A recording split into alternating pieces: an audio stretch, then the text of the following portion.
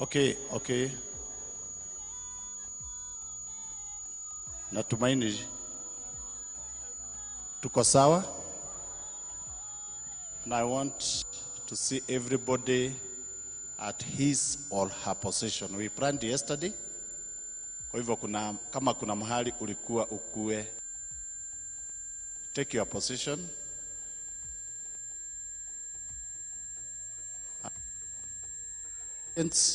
Tuliwapea na tukawaambia kwenye mtasimama. So simkue kwenye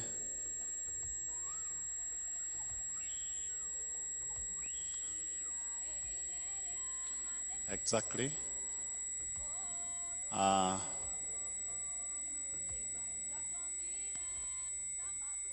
So I believe we are ready to start. I think and the agent have not arrived. We have said that Kalidishwa per day is and Mwalimu Ikaraja. Yeah, honor the agents. Please funga hapo. So kwa sababu hatutawagoja, and I hope they are not doing this intentionally. So they will follow the footage. So as we continue, okay, there he is. So what we are going to do is to start immediately. Na tuliomba saa moja kama kawaida, kila mtu wako set. Kwa hivyo ile kitu tutafanya, all the board members wenye wako hapa kuja hapa ndio wataanza kupiga kura. Ndio mtake your positions kama mmepiga kura. Yeah? Okay. So Medy Sako. So kuna kitu nataka kuelezea hapa.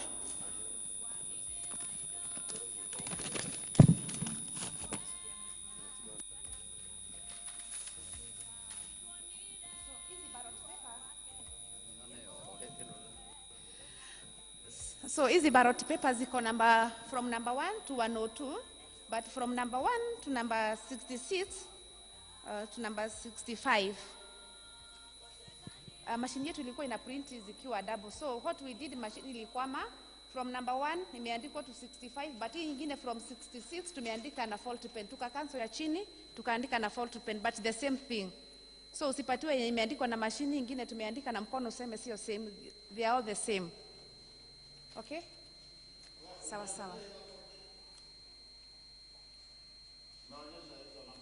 Umeona? Okay. Sawa. So up to number?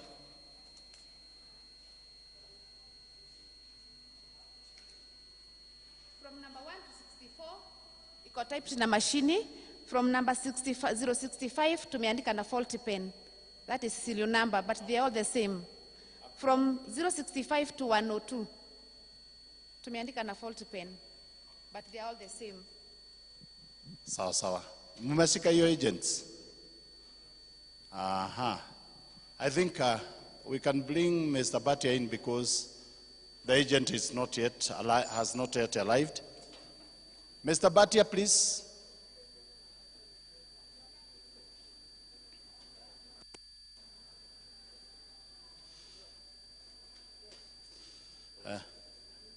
Okay. Please.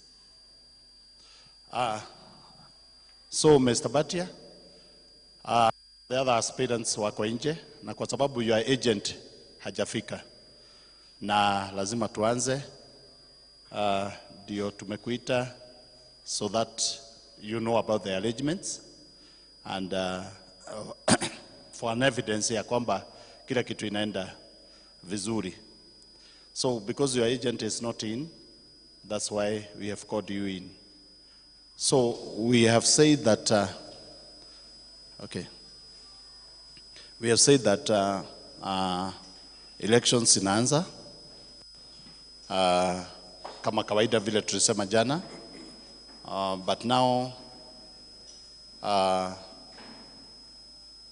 hizi number tulikuwa tunaelezea from number 1 to from zero number 1 to 64 ziko typed, well typed na machine. na mashini But from 65 machine ili type vibaya, so we had to cancel the other with kuandika na faulty pen, but they are all the same up to 102. 102. Kwa hivyo zinaenda namna hivyo. So tukasema ya kwamba now the board members ndio wataanza kupiga kula. The board members wataanza kupiga kula. Alafu then the aspirants and then mambo iende tu namna hivyo. So that's where we are. I think you can take a position somewhere and watch the going on until your agents comes in. Yeah, to talk about the latecomers, so you can go outside. So you can brief her what we are doing. So anything else, I think we are good to go. And if we are good to go, tunaanza na agents. First of all, see agents, they are board members, they are Medy members. So agents, kujeni tu hapa tafadhali, agents. Mvote ndio kila mtu aende kwa position yake. So tunaanza na agent wa number 1. Okay? Sometimes number last becomes number 1. Fungeni hapo.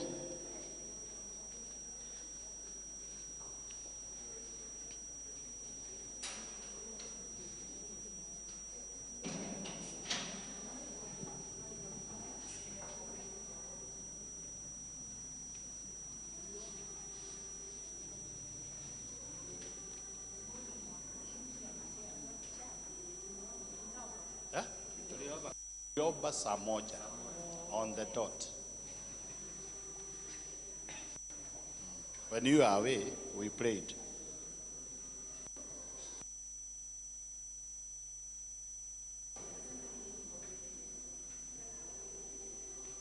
Tafuta nyumba moja kati ya hizo. Zote zina makaramu. Hata hii. Ongera kage. Na kalamu.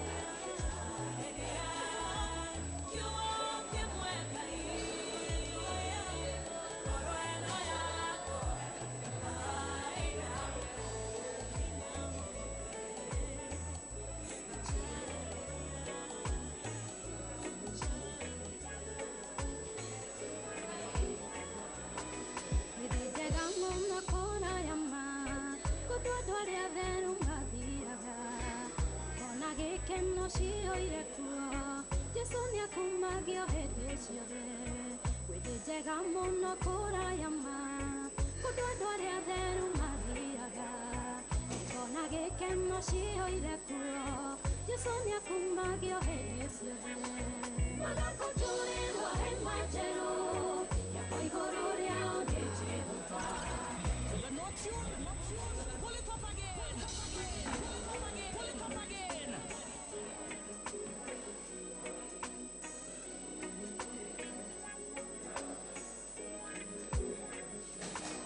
Wĩthĩ njega mũno kũraya ma Kũndũ andũ arĩa atheru mathiaga Ngona gĩkeno ciũire kuo Jesũ nĩakumagio hĩndĩ ciothe Wĩthĩ njega mũno kũraya ma Kũndũ andũ arĩa atheru mathiaga Ngona gĩkeno ciũire kuo Jesũ nĩakumagio hĩndĩ ciothe Magakũnjũrĩrwo hema njerũ Yakwa igũrũ rĩao nĩ Jehova Tondũ agakenera wĩra wake Na nĩarumate kwa Shaitani Magakũnjũrĩrwo hema njerũ Yakwa igũrũ rĩao nĩ Jehova Tondũ agakenera wĩra wake Na nĩarumate kwa Shaitani Nĩtũthĩo na ithuĩ thĩo njega Nĩtwerekere kuo tũtegata Kana waganu itikonwo kuo Tondũ nĩ kwa Jesũ tũgatũra Nĩtũthĩo na ithuĩ thĩo njega Nĩtwerekere kuo tũtegata Kĩhana waganu itikonwo kuo Tondũ nĩ kwa Jesũ tũgatũra Magakũnjũrĩrwo hema njerũ Yakwa igũrũ rĩao nĩ Jehova Tondũ agakenera wĩra wake Na nĩarumate kwa Shaitani Magakũnjũrĩrwo hema njerũ Yakwa igũrũ rĩao nĩ Jehova Tondũ agakenera wĩra wake Na nĩarumate kwa Shaitani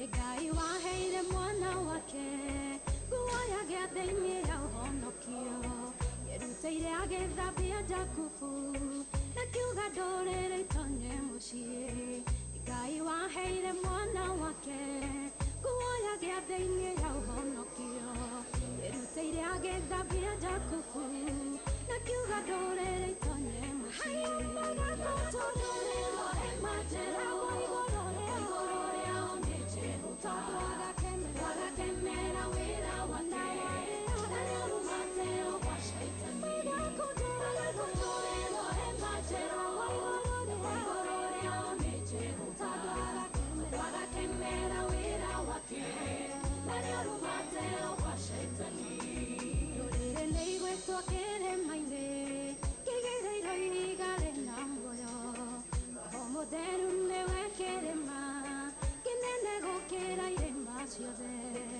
Rũrĩrĩ nĩ igwĩtwo kĩrĩma-inĩ Kĩigĩrĩirwo ihiga rĩna muoyo Roho Mũtheru nĩwe kĩrĩma Kĩnene gũkĩra irĩma ciothe Magakũnjũrĩrwo hema njerũ Jehova Igũrũ rĩao nĩ Jehova Tondũ agakenera wĩra wake Na nĩarumate kwa Shaitani Magakũnjũrĩrwo hema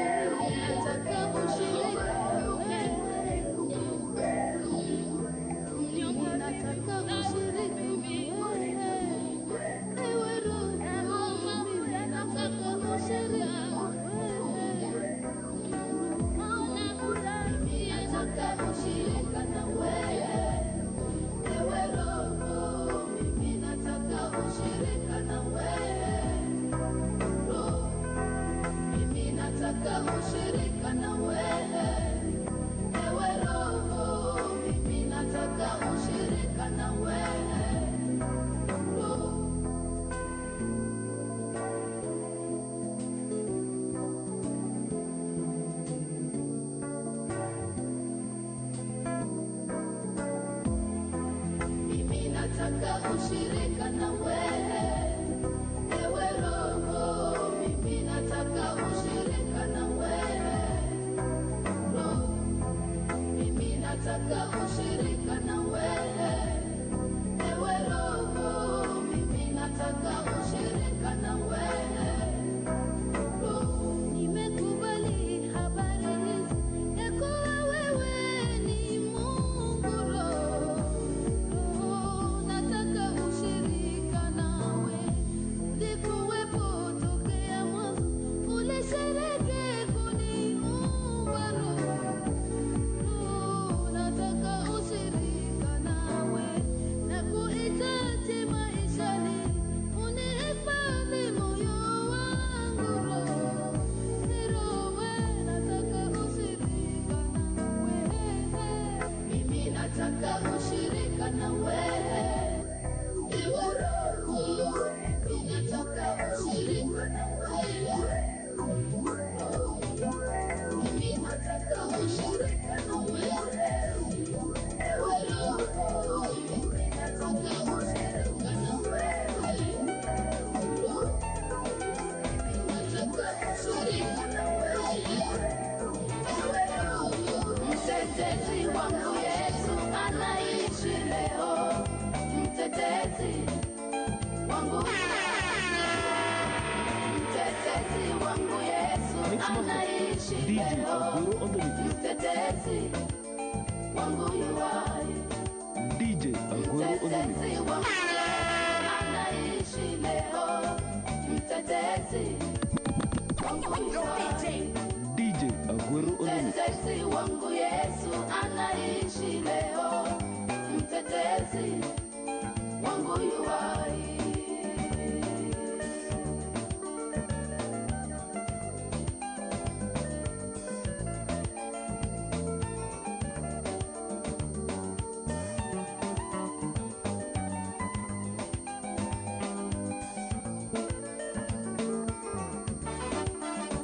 Ukienda kwa wanyama anaitwa Simba wa Yuda. Mtetezi wangu yuai. Ukienda kwenye miti anaitwa mti wa uzima. Mtetezi wangu yuai. Ukienda kwenye maji anaitwa maji yaliyo hai. Mtetezi wangu yuai. Wewe usiye na chakula, Yesu anaitwa mkate wa uzima. Mtetezi wangu yuai. Ukifika kwenye miamba anaitwa mwamba imara. Mtetezi wangu yuai.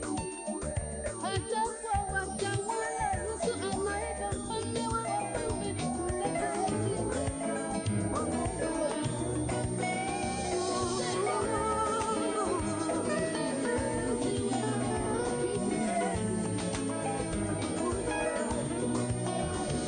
Maisha magumu sana nimepitia, nikajaribu tafuta msaada sikupata, nikaendea mwanadamu mwisho wakanidharau. Kumbe msaada wa mwanadamu unatoka kwa Mungu. Nilijua wapo wenye haki ya kubarikiwa tu, kumbe baraka ni haki ya kila mmoja. Nimebadili wazo langu na mwelekea Mungu, kwake msaada wangu unapatikana. Msaada wa mwanadamu ni wa muda mfupi, na mizamu yangu kubarikiwa wewe. Wakati ni huu wa kubarikiwa, zamuni yangu sasa kupokea.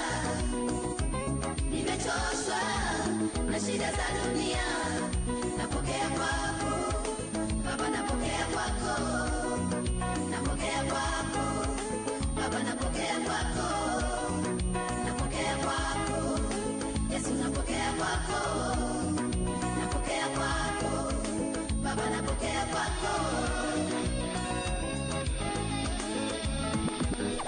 DJ Agoro on the mix.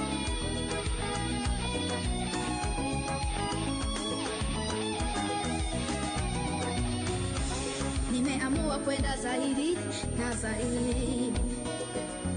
Nimejipanga hadi nione matunda yake. Yale Mungu amewekeza ndani yangu, najua Mungu yuko kazini kunikamilisha. Akisema nimebarikiwa tu. Hata ukipinga wewe leo, mimi nimebarikiwa tu.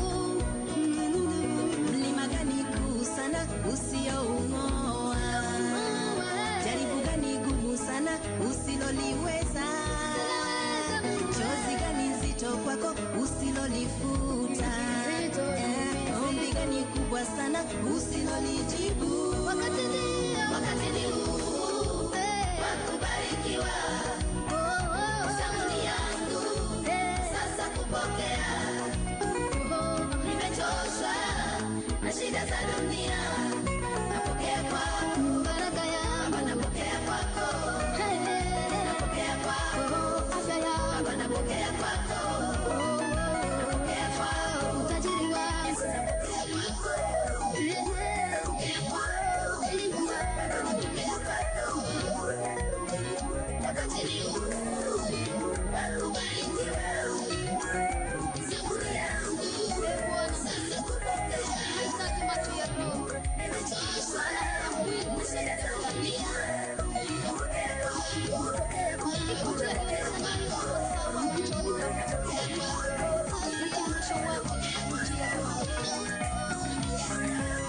neno lako linasema, jicho langu likiwa safi, mwili wangu wote utakuwa nipe macho.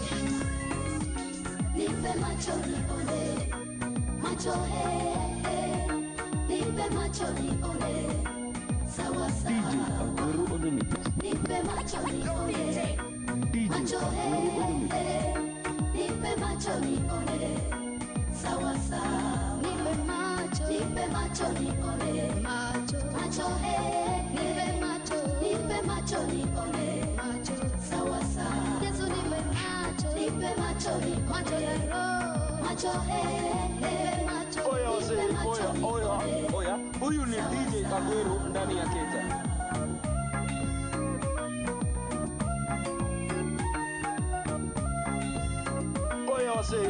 Oya, huyu ni DJ Agwero ndani ya Kenya. Nione kama uonavyo wewe, saidie macho ya ndani, nione mitego ya movu. Nimekukimbilia wewe Bwana, ili nikae salama. Nipe macho nione, sawa sawa.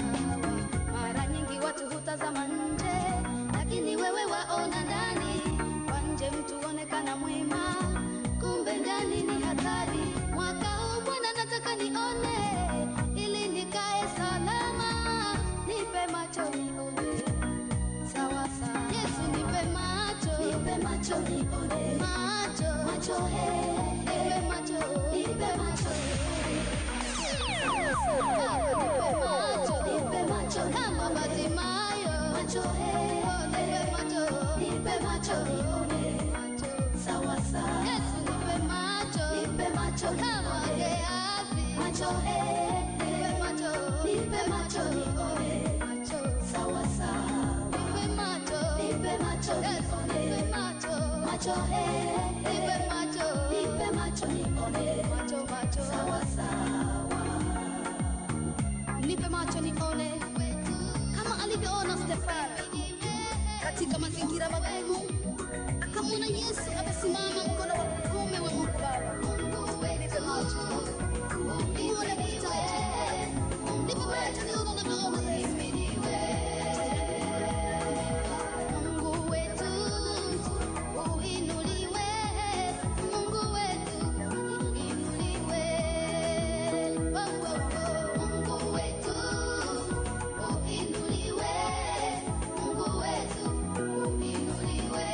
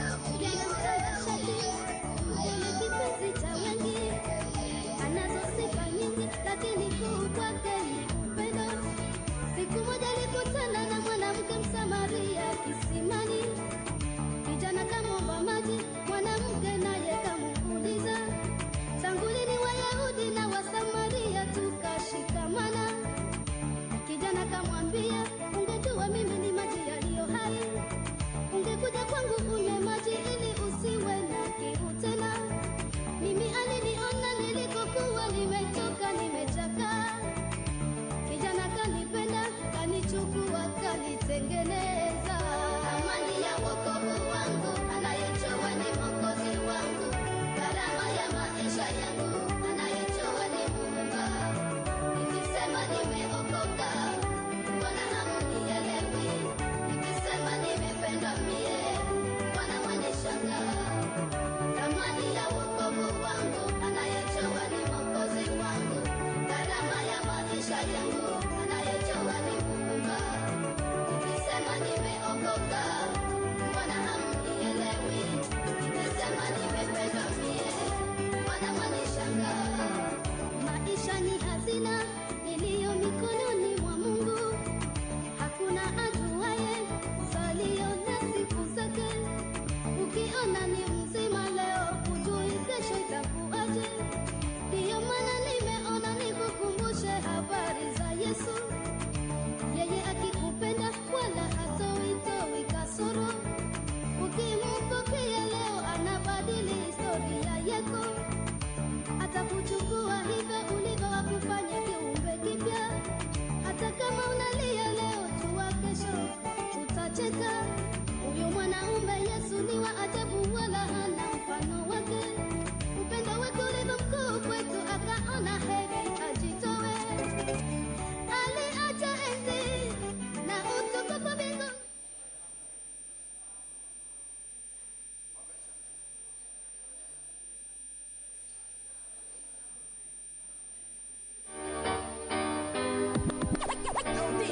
DJ Aguero on the mix. Mix master. DJ Aguero on the mix. Mix master. DJ Aguero on the mix. DJ Aguero on the mix. Yo, DJ.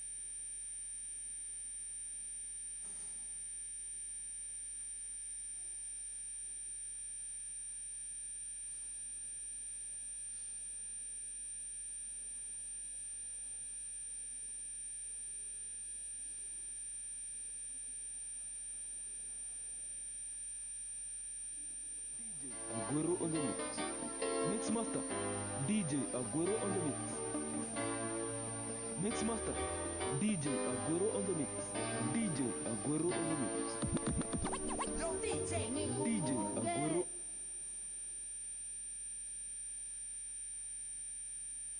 On the mix. Baba, unapowazulu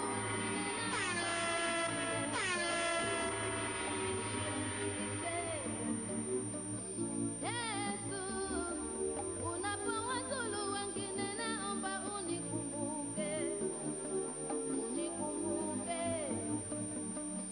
Baba, unapowazulu wengine naomba unikumbuke, usinipite. Yesu, unapowazulu wengine naomba unikumbuke, unikumbuke, unikumbuke, unikumbuke, unikumbuke, unikumbuke.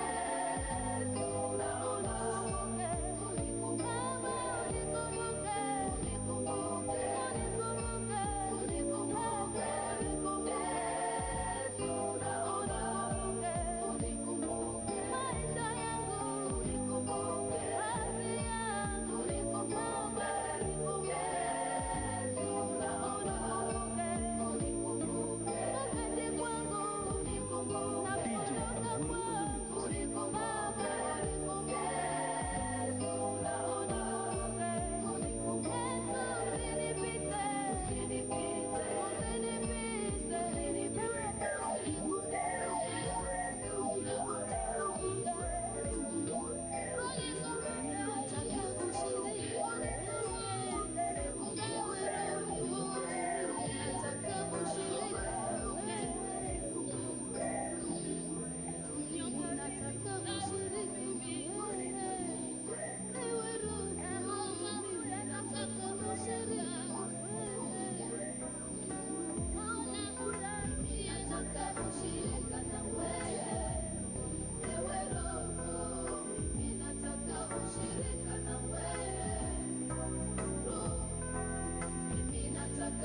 ushirika na wewe, ewe Roho, mimi nataka ushirika na wewe, Roho.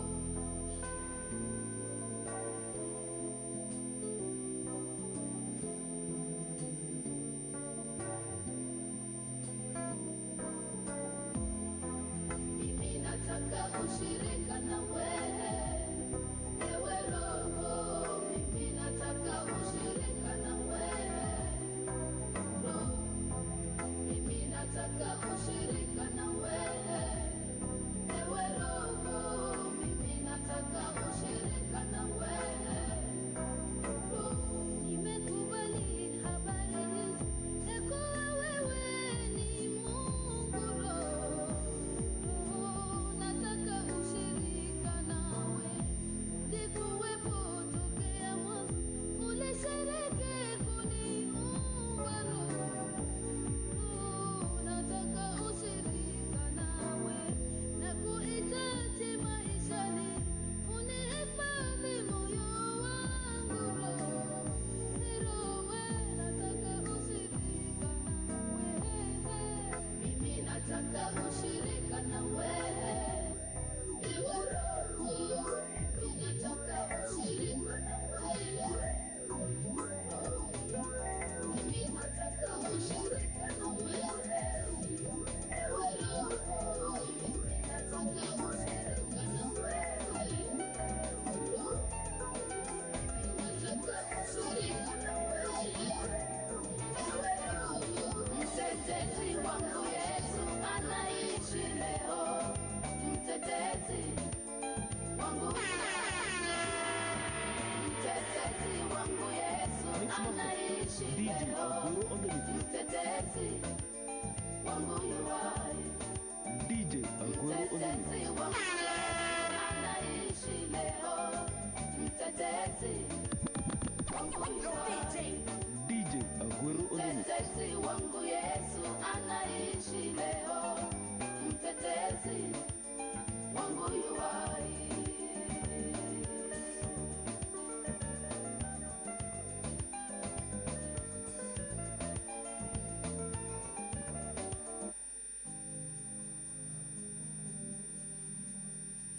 Sit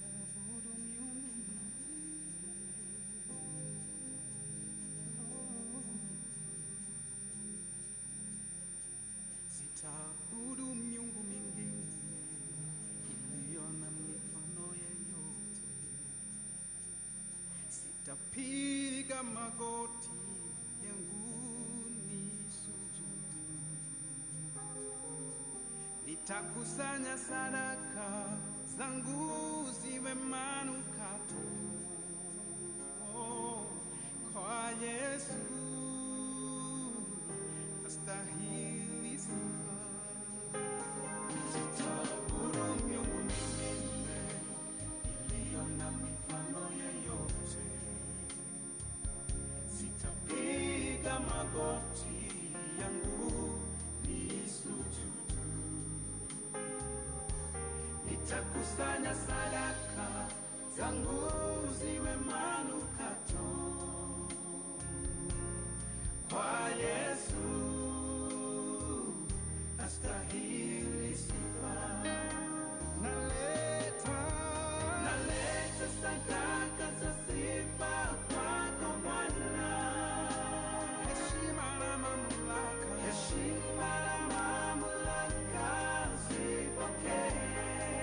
Mtakatifu, mtakatifu, mtakatifu, nakuita mtakatifu. Oh Yesu, wewe mtakatifu. Naleta sadaka za sifa kwako Bwana.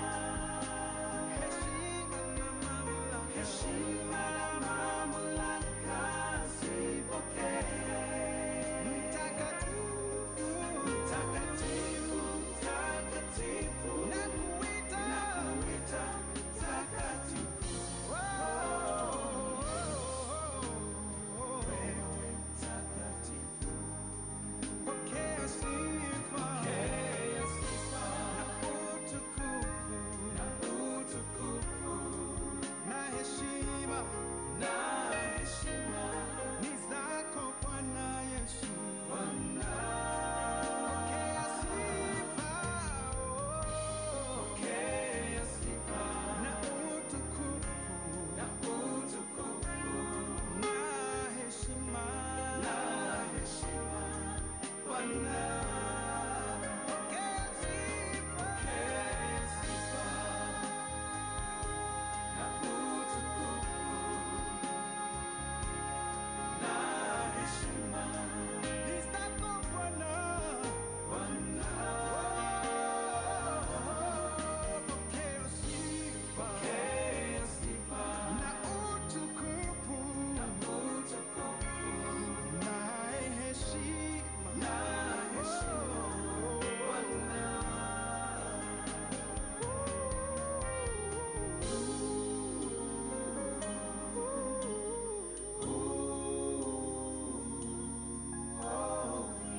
Hallelujah. Wewe mtakatifu.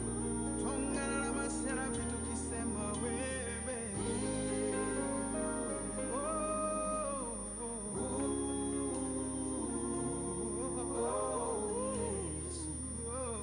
Wewe mtakatifu. Wewe ni mtakatifu Yesu. Naleta sadaka za sifa kwako Yesu, zipokee. Wewe mtakatifu.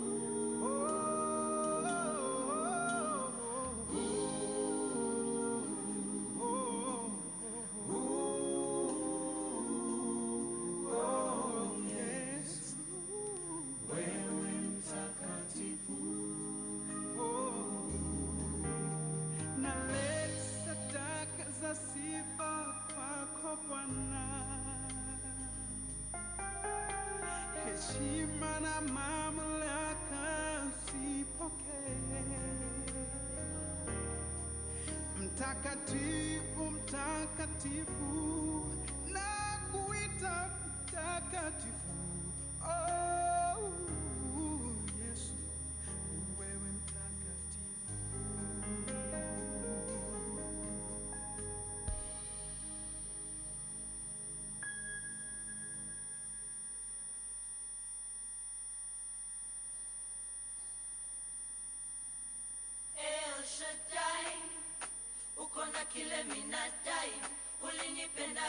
kama misifai.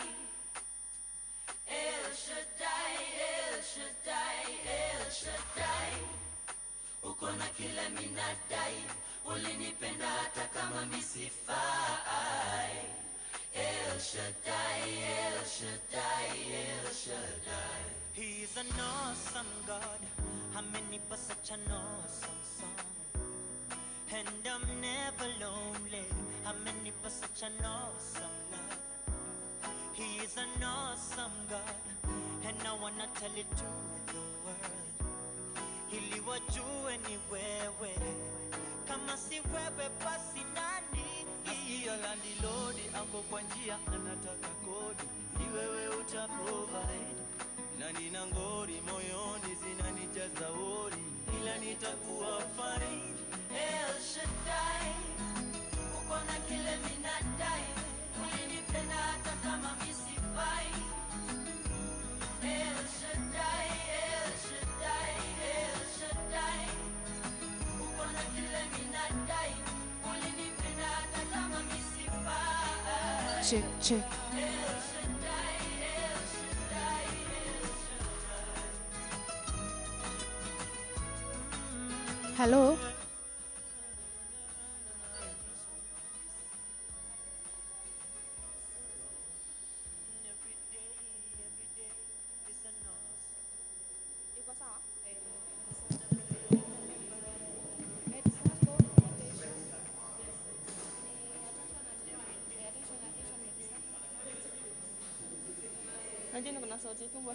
Attention, attention. Medy circle. Medy circle. Together we can. Okay, nilikuwa nataka kuwajulisha ya kwamba tumebakisha 52 minutes before tufunge wakati wa kuvote.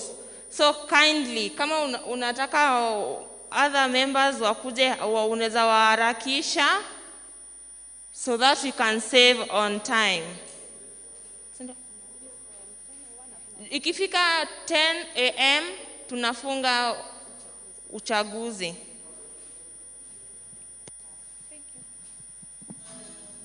Nitakuita ikifika na 59 nitakuita, so useme tumefunga. El Shaddai, El Shaddai, El Shaddai, uko na kile minadai, ulinipenda hata kama misifai.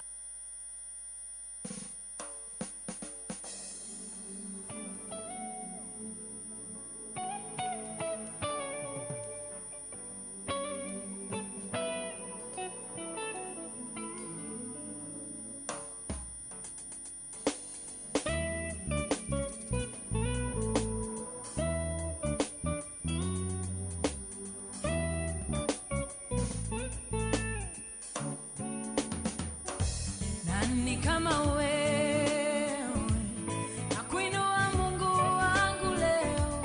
Nani kama wewe, nakupenda. Ni nani? Nani kama wewe, ni nani? Nakuinua Mungu wangu leo. Nani kama wewe, nani kama wewe, nakupenda. Ni nani? Nani kama wewe, kama wewe.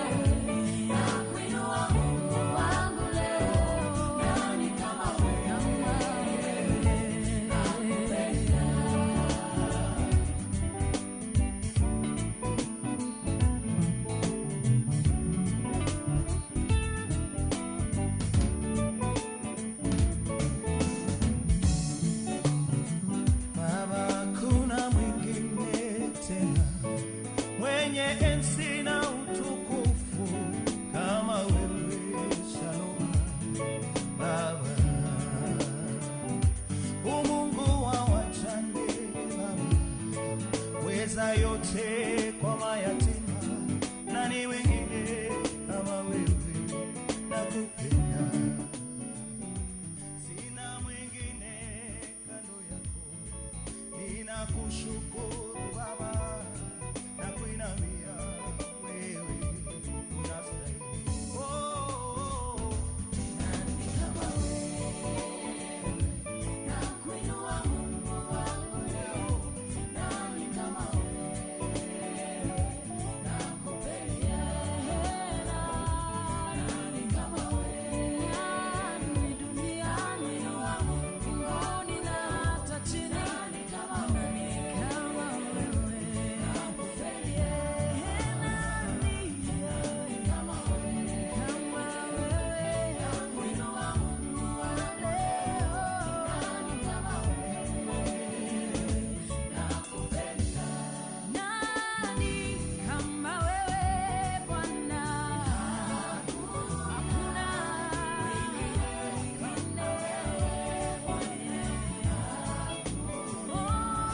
fariji kama wewe Bwana.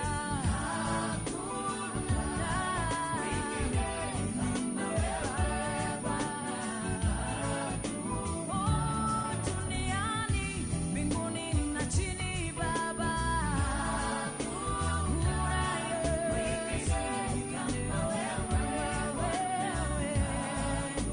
Nasema nani kama wewe Bwana?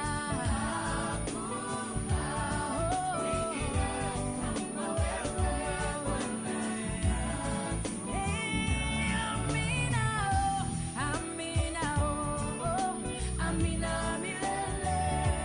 Amina, amina, amina, amina, nasema amina, amina,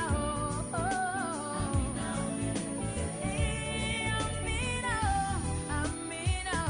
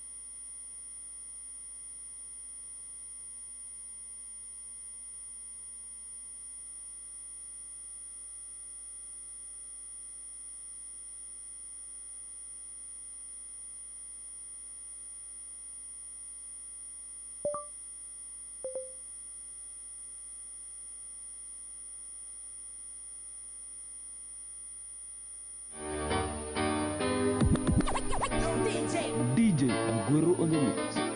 Mix master, DJ Aguero on the mix. Mix master, DJ Aguero on the mix. DJ Aguero on the mix. DJ Aguero on the mix. Baba, unapowazulu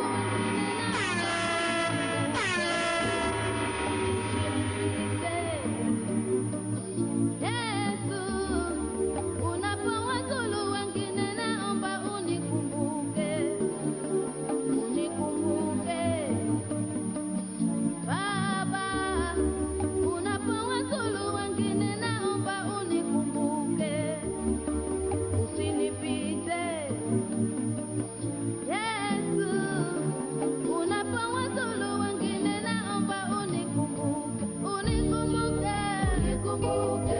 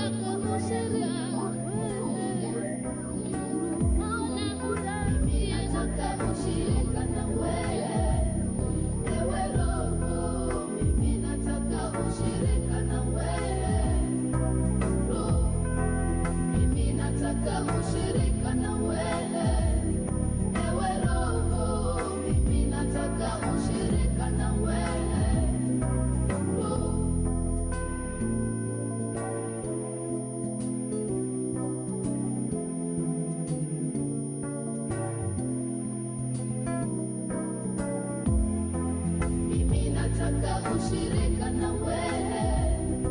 Ewe Roho, mimi nataka ushirika na wewe. Roho, mimi nataka ushirika na wewe. Ewe Roho, mimi nataka ushirika na wewe. Roho, nimekubali habari hizi ya kuwa wewe ni Mungu. Roho, nataka ushirika nawe. Ulikuwepo tokea mwanzo, ulishiriki kuniumba. Roho, nataka ushirika nawe na kuhitaji maishani, unihifadhi moyo wangu. Roho, nataka ushirika nawe. Mimi nataka ushirika na wewe. Ewe Roho, mimi nataka ushirika na wewe.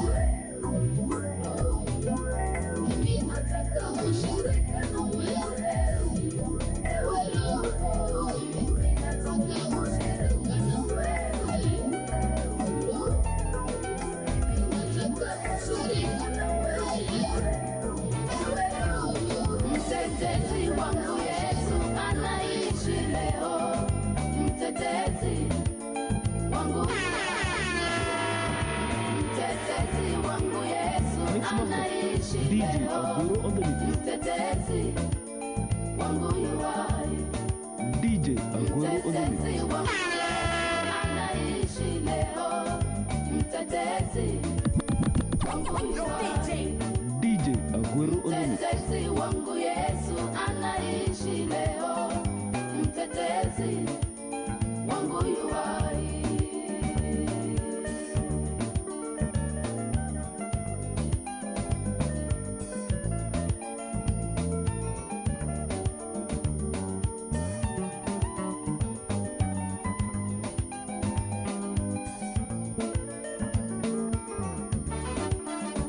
Ukienda kwa wanyama anaitwa Simba wa Yuda. Mtetezi wangu yuwai. Ukienda kwenye miti anaitwa mti wa uzima. Mtetezi wangu yuwai. Ukienda kwenye maji anaitwa maji yaliyo hai. Mtetezi wangu yuwai. Wewe usiye na chakula, Yesu anaitwa mkate wa uzima. Mtetezi wangu yuwai. Ukifika kwenye miamba anaitwa mwamba imara. Mtetezi wangu yuwai. Hata kwa watawala Yesu anaitwa mfalme wa wafalme. Mtetezi wangu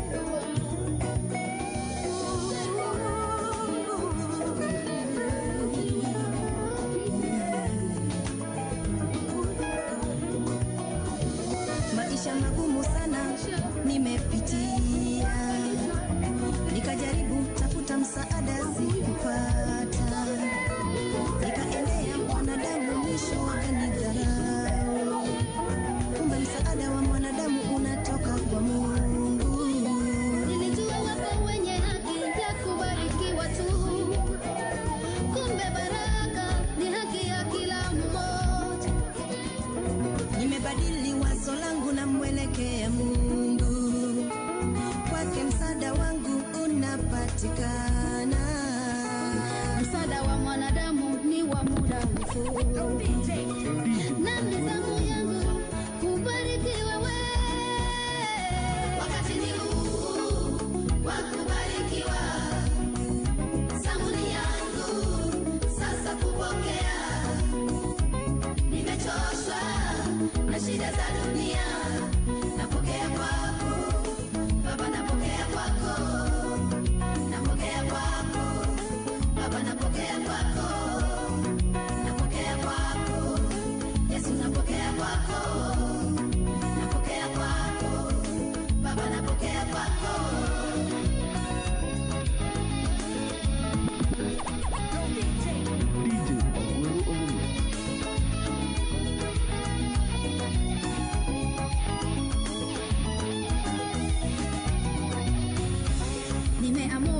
zaidi na zaidi.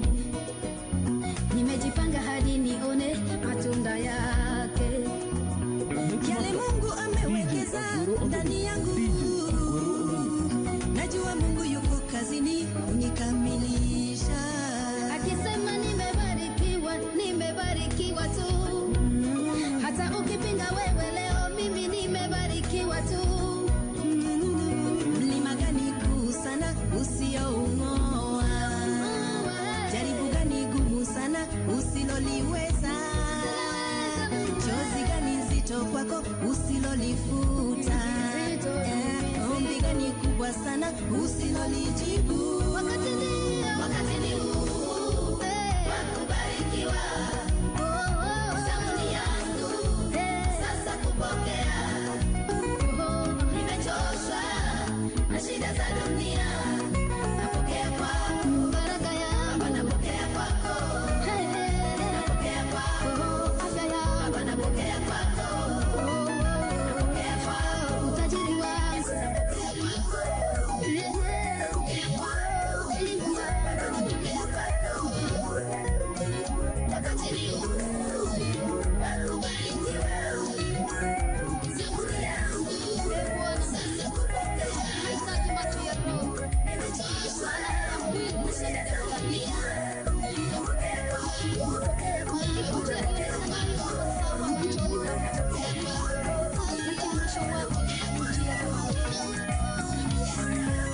Neno lako linasema, jicho langu likiwa safi, mwili wangu wote utakuwa na nuru. Nipe macho, nipe macho nione, macho nipe macho nione, sawa sawa. Nipe macho nione, macho nipe macho nione, sawa sawa.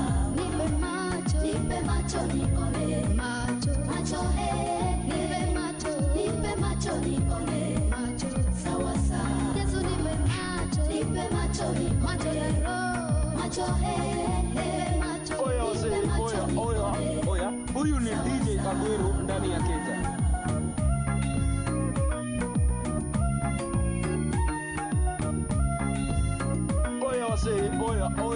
Oya, huyu ni DJ Agwero ndani ya Kenya. Nione kama uonavyo wewe, saidie macho ya ndani, nione mitego ya movu. Nimekukimbilia wewe Bwana, ili nikae salama. Nipe macho nione, sawa sawa. Mara nyingi watu hutazama nje, lakini wewe waona ndani. Kwa nje mtu onekana mwema, kumbe ndani ni hatari. Mwaka huu Bwana nataka nione, ili nikae salama. Nipe macho nione, sawa sawa. Yesu nipe macho nione, macho nipe macho nipe macho kama Batimayo, nipe macho nione, sawa sawa. Yesu nipe macho kama Gehazi, nipe macho nione, sawa sawa. Nipe macho Yesu nipe macho nipe macho nione, sawa sawa. Nipe macho nione kama alivyoona Stefano katika mazingira magumu, akamwona Yesu amesimama mkono wa kuume wa Mungu Baba. Nipe macho nione mitaji, nipe macho nione na maono yahimidiwe. Mungu wetu uinuliwe, Mungu wetu uinuliwe. Mungu wetu uinuliwe, Mungu wetu uinuliwe.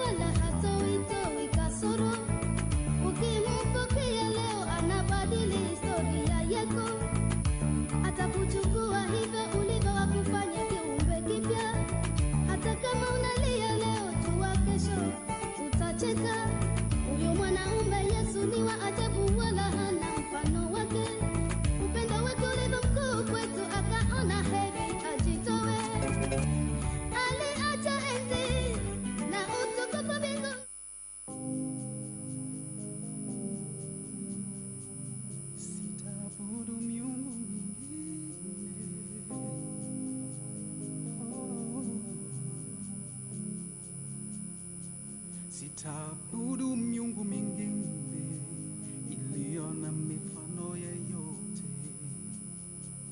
Sitapiga magoti yangu nisujudu. Nitakusanya sadaka zangu ziwe manukato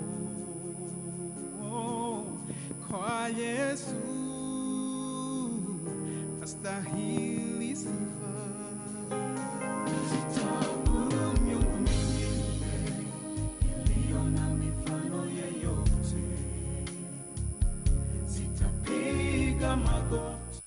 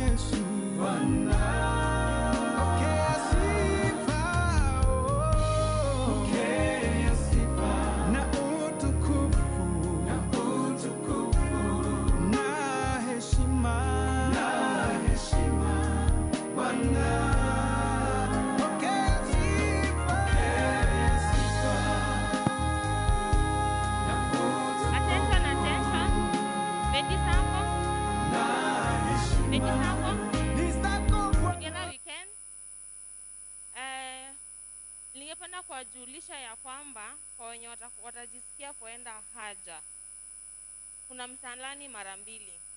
Unaweza pitia mlango huu wa kushoto, uingie katika hoteli, utaona washrooms, msalani side ya kushoto.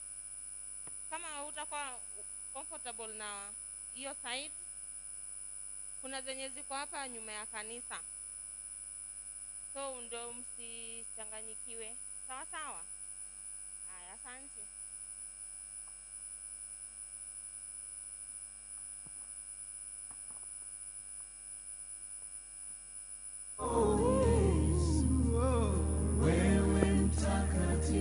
Wewe ni mtakatifu Yesu, na leo sadaka za sifa kwako Yesu, zipokee. Wewe mtakatifu,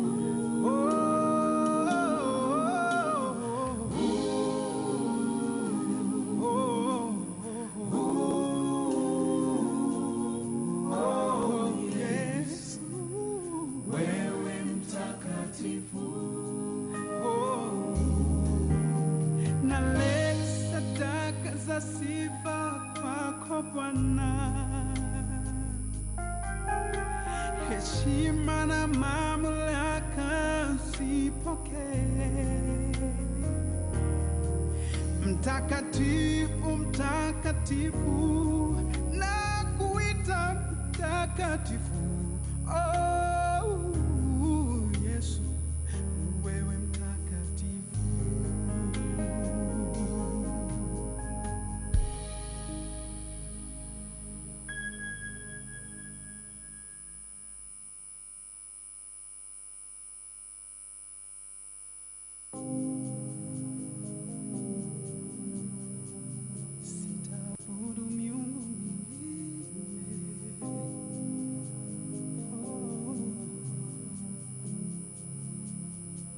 Sitaabudu miungu mingine iliyo na mifano yeyote.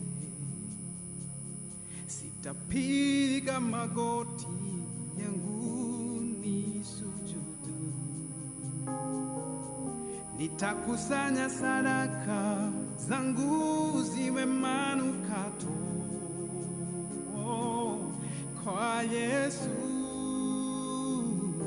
astahili sifa. Sitaabudu miungu mingine iliyo na mifano yeyote. Sitapiga magoti yangu nisujudu. Nitakusanya sadaka zangu ziwe manukato kwa Yesu, astahili sifa. Naleta sadaka za sifa kwako Bwana. Heshima na mamlaka zipokee. Mtakatifu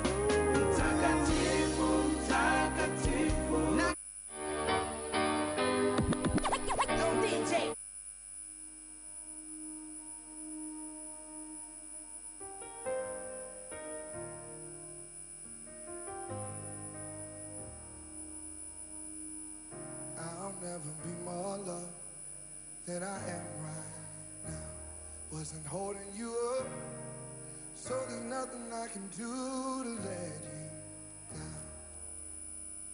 Does it take a trophy to make you proud?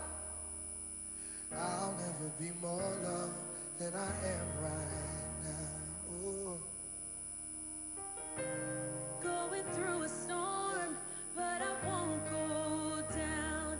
I hear your voice carried in the rhythm of the wind to call me out. You would cross an ocean so I wouldn't drown.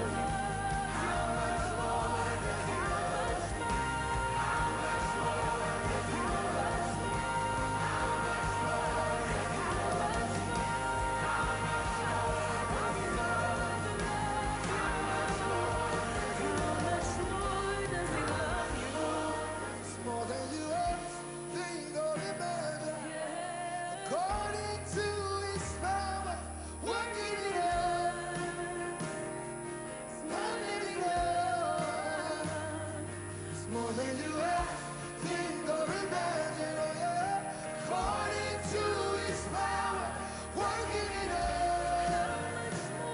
It's more than enough. Let's go, y'all. Say it.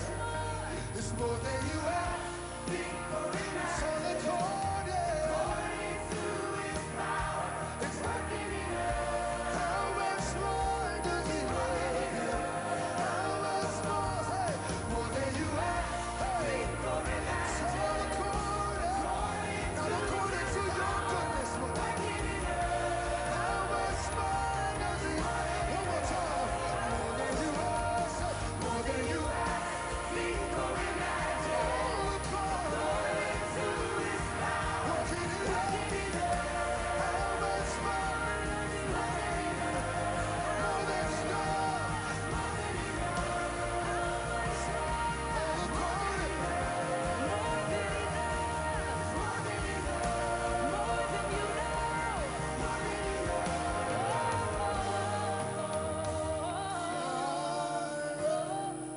You are enough.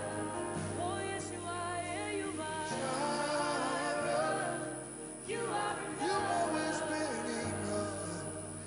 And I will be content, even in this, in every circumstance. Jireh, you are enough. I will be content, every circumstance.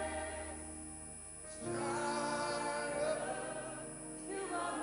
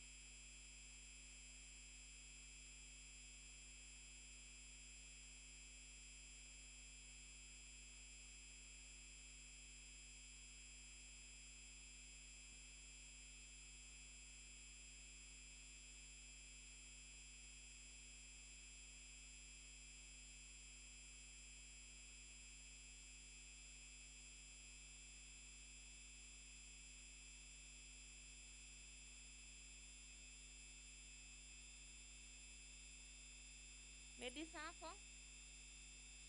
together we can. Muda wa kupiga kura umeisha. Sasa ni saa 4 kamili. So wale wataendelea kuhesabu kura, sisi tukiendelea na mkutano, si ndio? Ndio tuweze ku save time.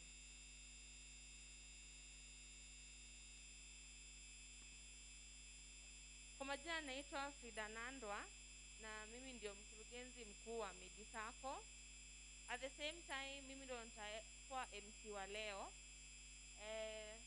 Ningependa kuchukua fursa hii ya kuwashukuru kwa kukuja kwenyu na kukua wavumilivu mpaka venye tumeanza mkutano. Najua kuna wengine walikuwa wamekuja mapema tena sana, by saa 10 kuna wenye walikuwa shafika. Lakini kwa sababu ya uvumilivu wenu tumeweza kufika wakati huu. Ni kweli? Ningependa Mr. Patrick Kidhinji atufungulie mkutano na maombi.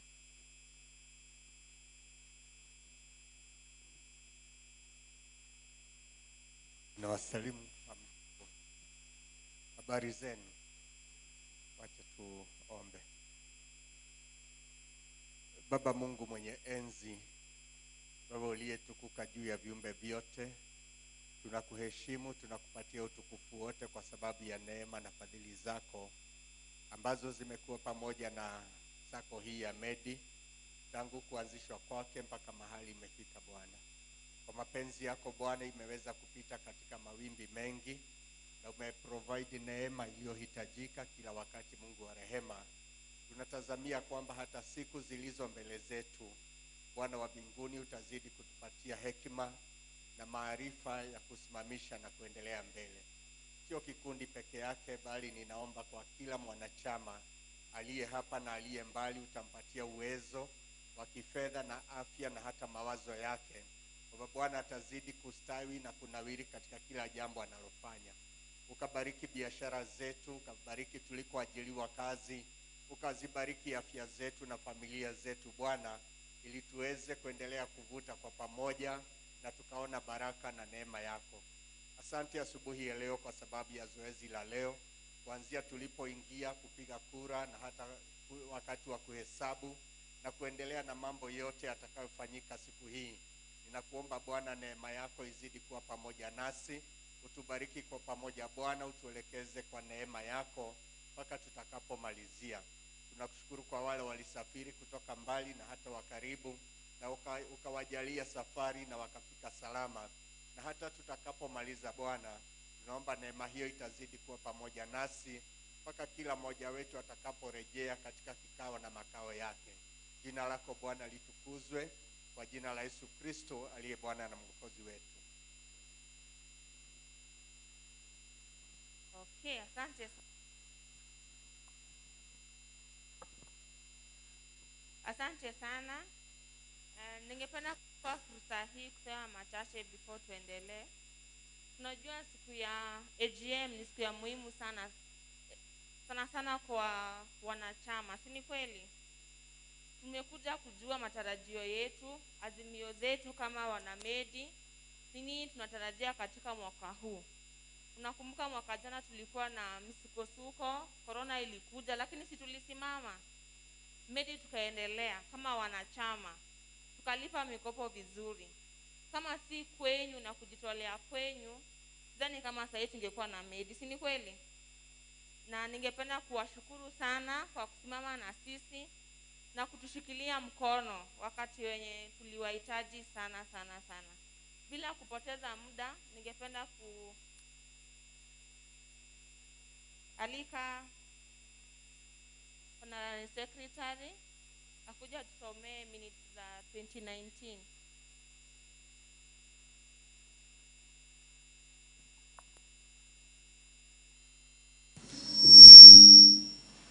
Medy Sacco? Together we can? Asanteni kwa kufika kwa mkutano huu wetu wa leo, na nitachukua fursa hii kuwapeleka kwa notice ya AGM ya 2021. So nitaisoma kwa Kiingereza. The notice of the annual general meeting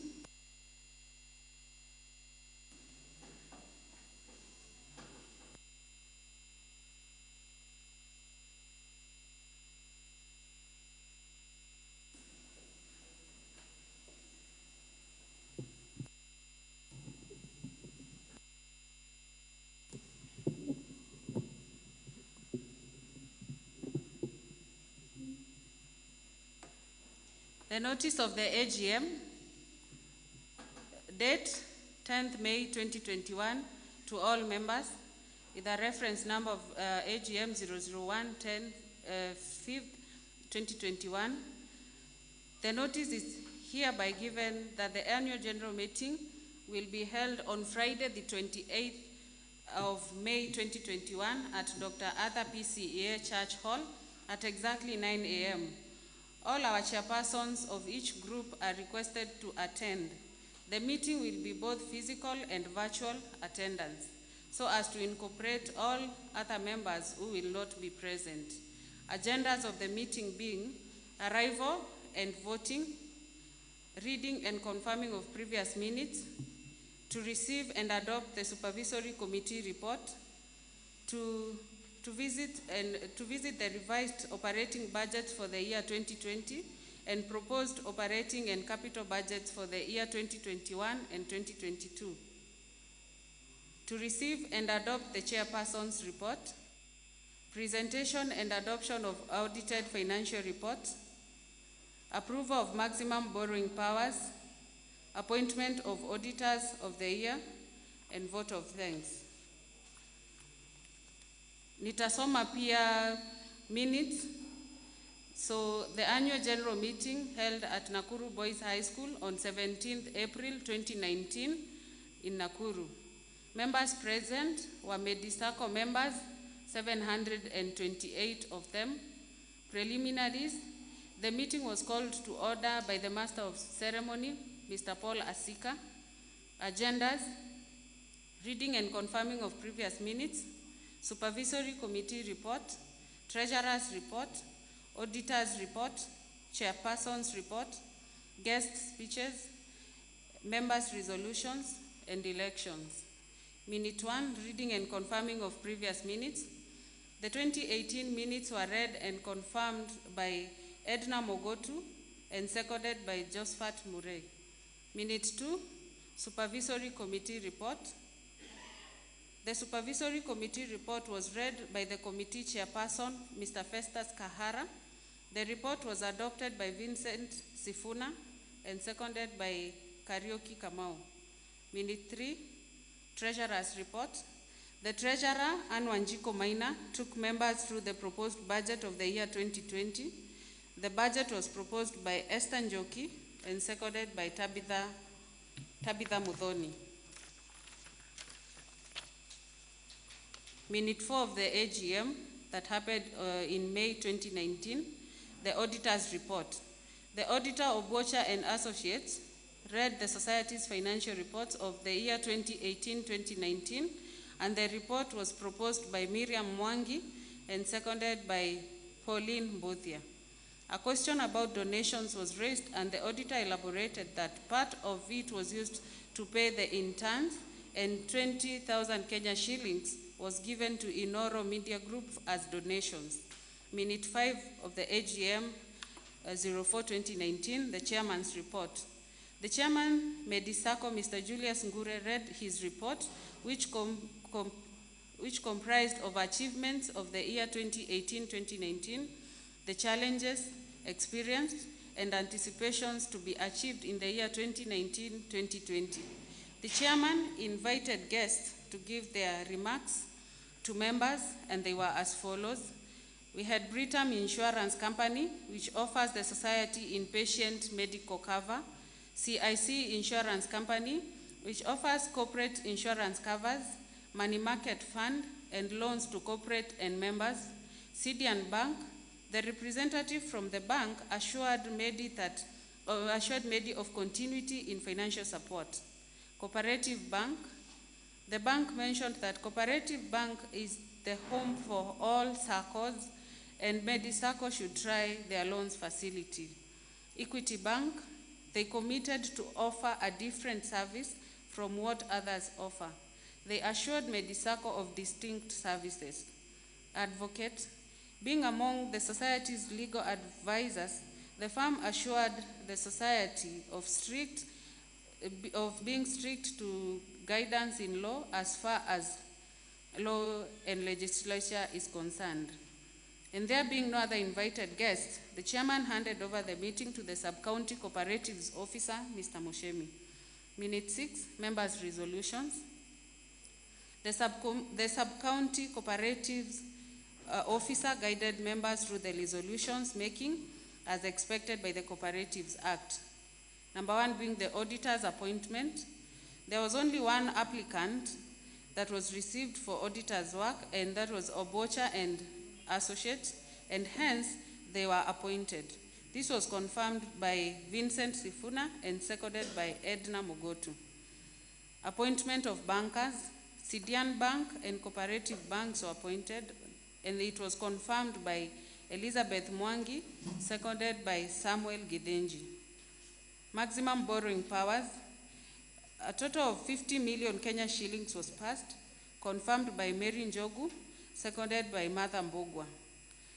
Number 4, interest on deposits and shares were paid at 5% and 10% consecutively. Honoraria of 100,000 Kenya shillings was to be paid to the Board of Management and Supervisory Committee inclusive. This was proposed by Lucy Gekonyo and seconded by Peter Mwangi. The AGM dates confirmation that was done on 30th April 2019 was done and confirmed by Margaret Wanjiro Nditu and seconded by Peter Maina. Minute 7, 04/2019, the elections. The Sub-County Cooperatives Officer acted as the interim body during the elections, and the results were as follows. The Board of Management positions were 4, and the results were as follows. Aida Karemi, 587 votes. Anne Wanjiko, 513 votes. Eunice Njeri, 510 votes. Selina Ngigi, 270 votes. There being only 3 vacant seats in the board, the following positions were filled by Aida Karemi, Anne Wanjiku, and Eunice Njeri. Supervisory committee member was unopposed, and he was by the name Festus Kahara. Minute 8, AGM of April 2019, AOB. And there being no other business, the meeting was adjourned. Members were welcomed to refreshments and left at their own pleasure. Thank you.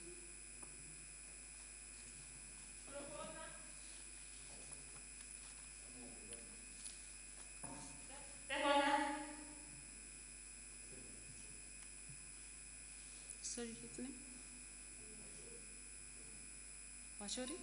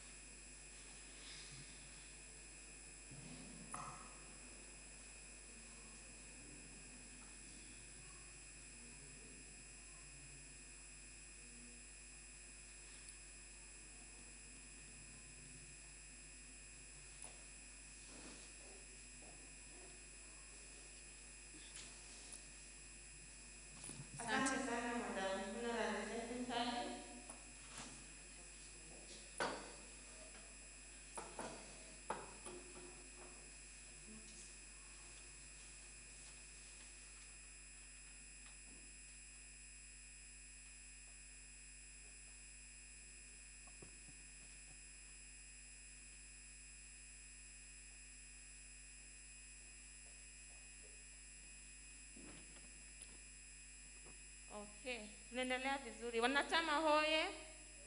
Wanachama hoye. Medy Sacco. Together we can.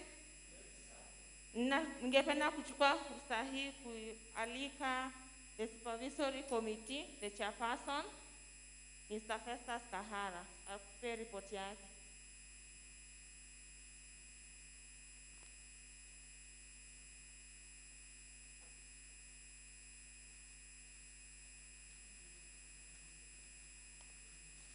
Medy Sacco.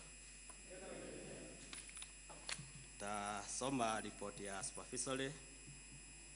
I take this opportunity to congratulate the board, the management, staff, and the members of Medy Sacco during the 16th anniversary celebration of the society's operation.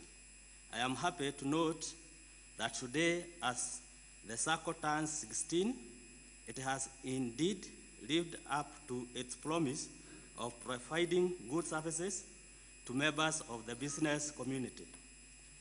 Today the Sacco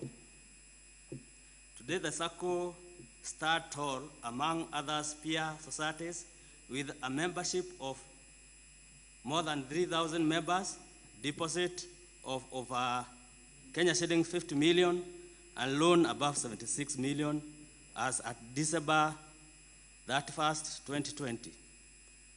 This achievement has been realized through the hard work, prudent management practices, and teamwork put in place by the board and the management in the addition to the confidence the members have in their society.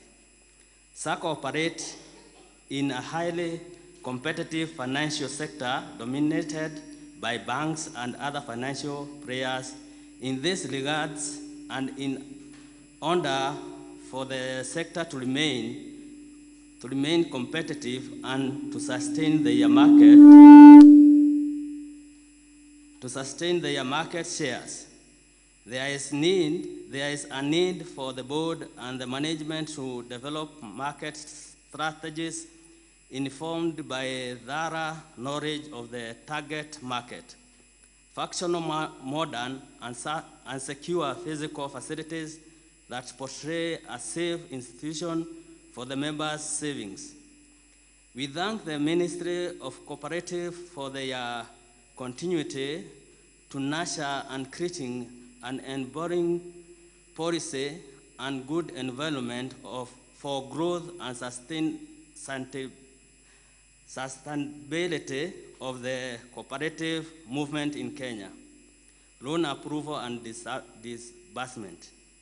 We have observed the members have been complying with the SACCO's loaning policies, and disbursement of funds have been done as first come, first served basis. The credit committee has carried out their roles well. In case of defaulters, they are being dealt with by Bensure debt collector, and they are doing good job for the benefit of the SACCO. SACCO education. The education committee has spent its fund accordingly, and members have been educated in different capacity on different products. The organization has successfully educated members, staff, and board to ensure efficiencies to our institution. Check/stroke statements. We have been able to go through the checks, board, books, and bank payslip statements of the organization, and we have confirmed that the money that have come in from the various groups and also the money that have gone out through the loans and other expenses are up to date. Supervisory committee loan. The committee has the responsibility of ensuring the security of the members' finances. We invite members to consult the committee if they feel dissatisfied. Finally, we wish to thank the members, committee members, and staff who have made everything achievable this year. God bless you. Proposer. Seconder. Proposer.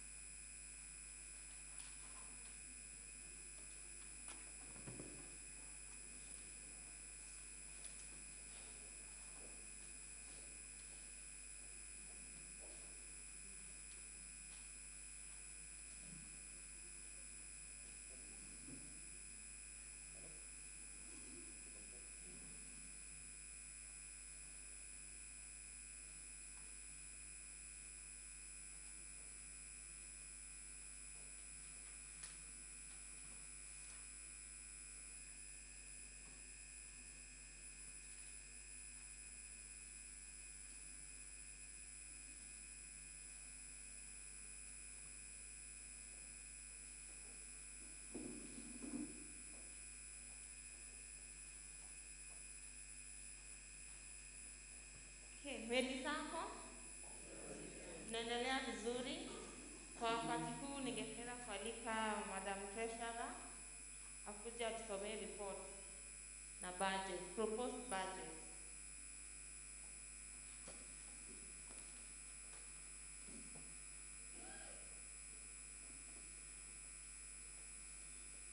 Medy Sacco?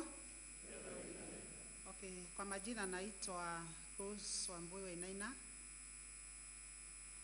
mweka hazina wa Medy Sacco ama treasurer Medy Sacco, na nitawasomea proposed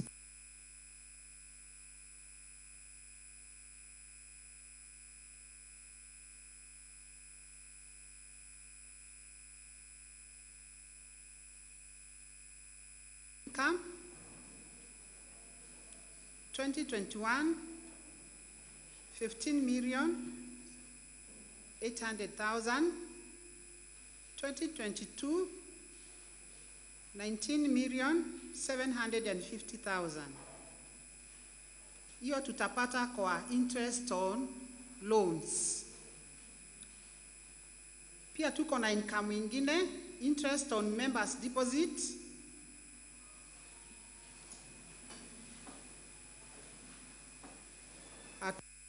wametuwekeza, kwa hivyo total income itakuwa 19,750,000,000.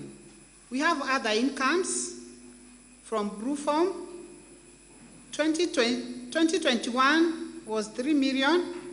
2022 we are proposing to have 3,900,000. We have fines and penalties. 2021 1,090,000, 2022 1,308,000. We have entrance fee, 2021 1,250,000, 2022 1,500,000. We have administration fee, 2021 1,570,000, 2022 1,884,000. We have welfare fund. 2021 was 1,560,000, 2022 1,872,000. We have table bank income of 2%. 2021 was 300. 2022 we are proposing to have 360,000. There are sales of biros and t-shirts. 2021 was 375,000 and 2022 450,000. We have tender received. 2021 was 20,000, 2022 30,000. Share transfer fee, 2021 24,000, 2022 28,800. New member deductions, 2021 was 200,000. 2022 we are proposing to have 240,000. Withdrawal charges from horizontal account, 2021 was 40,000, 2022 48,000. Loan offsetting charges, 2021 510,000, 2022 612,000. We have agency income, 2021 134,000, 2022 160,800. Passbook sale,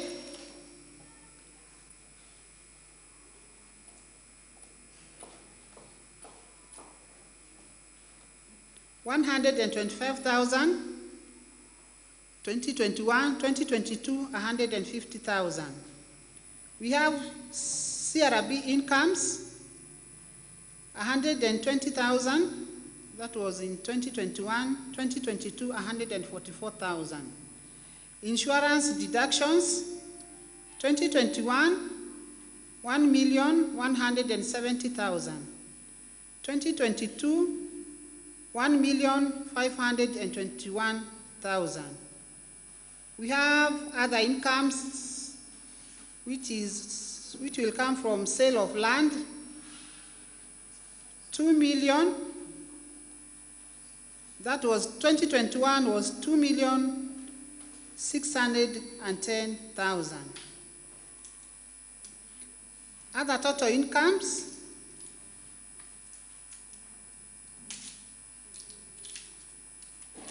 (2021) 14,098,000. 2022 14,208,600. So total projected income for 2021 was 29,898,000. 2022 33,958,600. Projected expenses. Administration expenses. That is for office rent paid, 2021, 2,583,000. 2022, 2,841,300. Water and electricity, 2021, 83,772. 2022, 92,149. Trade and license, 2021, 120,000. 2022, 132,000. Security charges, 2021, 240,000. 2022, 264,000. Salaries and wages, 2021, 5,060,000. 2022, 5,566,000. Post office box rental, postages and telephone, 2021, 413,000. 2022, 454,300. Accountancy and bookkeeping, 2021, 10,000. 2022, 11,000. We have printing and stationery, 2021, 189,852. 2022, 208,837. We have marketing, stroke advertisement and commission, 2021, 1,400,000. 2022, 1,540,000. So total expenses for administration expenses is 2021 was 10,099,624. 2022, 11,109,586. We have governance expenses, committee allowance, committee sitting allowances, 2021, 1,717,000. 2022, 1,890,900. We have traveling and subsistence, 2021, 500,000. 2022, 550,000. We have annual general meeting expenses, 2021, 800,000. 2022, 880,000. 100,000. Education to committee stroke members, 2021, 1.5 million, 2022, 1,650,000. Total for 2021, 4,519,000.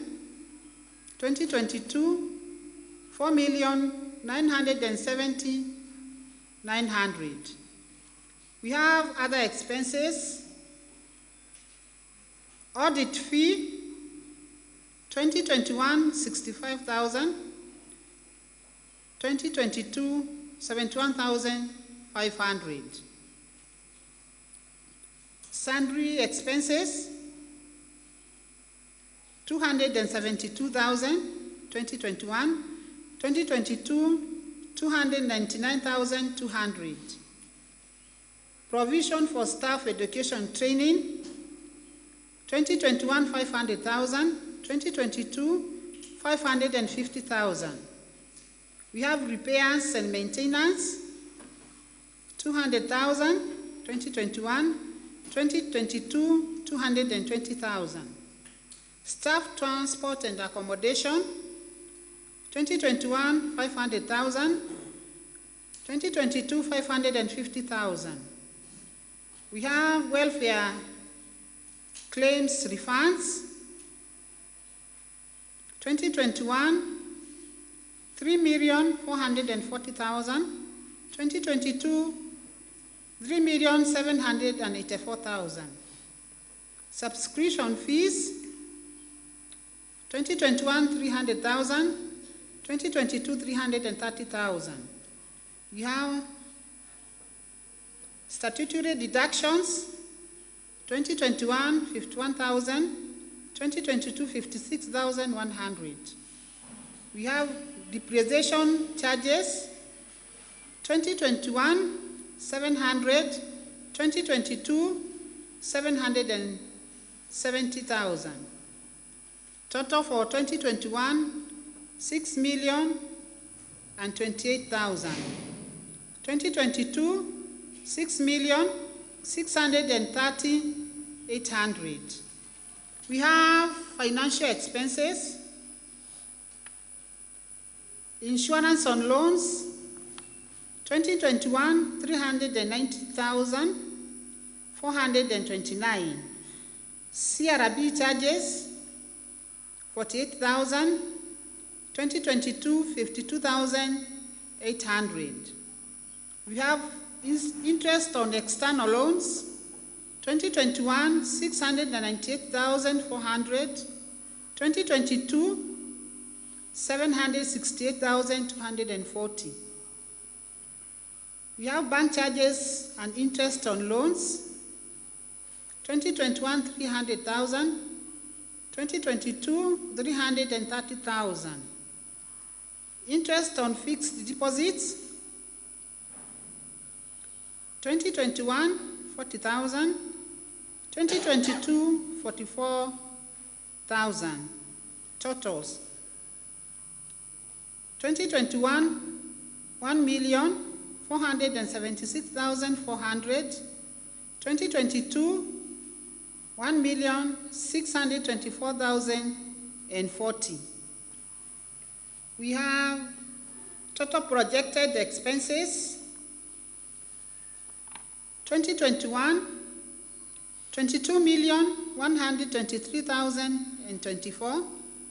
2022, 24,335,326. We have 20% statutory reserve, 2021, 1,554,995.20. 2022, 1,924,672 And then we have 10% on revenue reserve, 2021, 777,497.60. 2022, 962,327.36.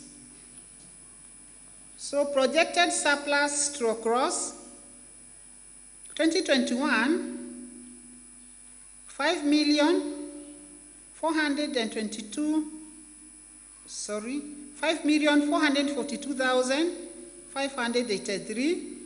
2022 6,736,292.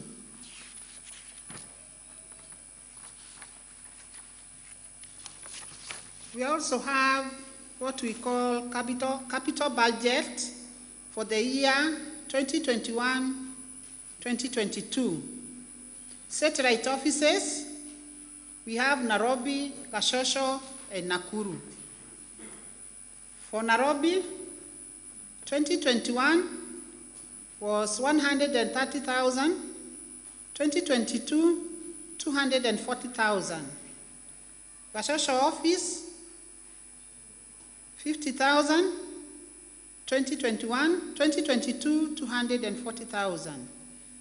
Nakuru office, 2021 was 2,600,000, 2022, 1,680,000.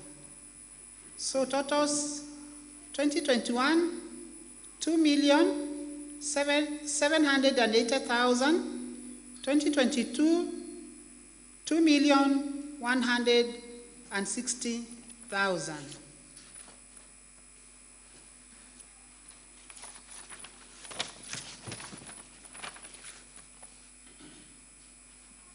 We have the satellite office budget. Nairobi,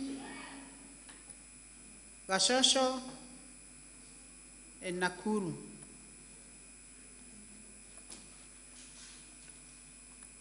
For Nairobi, CCTV camera, 70,000.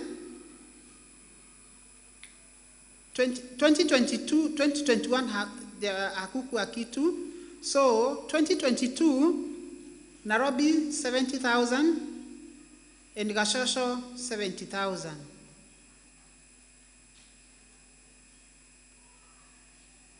Computer and ICT equipment,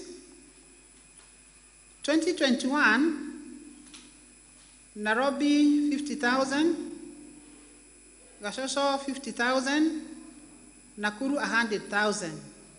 2022, Nairobi 50,000, Gashosho 60,000, Nakuru dash. Generator, Nairobi 60,000, Gashosho 60,000. We have furnitures, Nairobi 40,000, Gashosho 40,000, Nakuru 80,000. We have desktops and phones, Nairobi 20,000, Gashosho 20,000. Totals, 2021, Gashosho 50,000, Nakuru 2,500,000. That is 2021. Sorry. Kuna system implementation cost, nilikuwa nimeruka hiyo. Nakuru 2021 was 2,500,000. 2022, 1,500,000. So totals will be Gashosho 2021 130,000, Gashosho 50,000,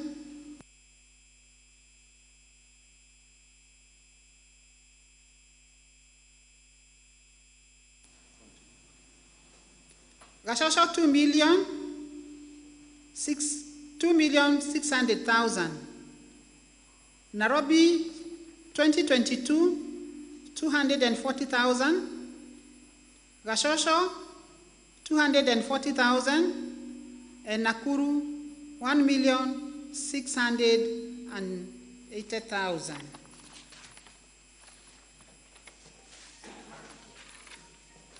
I'm through. Yes.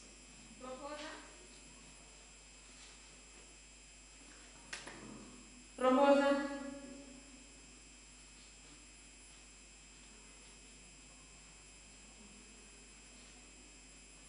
Medy Sako.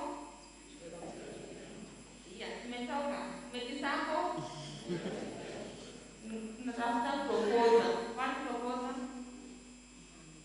Ama iexplainiwe kwa Kiswahili. Tuweze kuelewa. Ako huko. There is one there. There is one there proposing.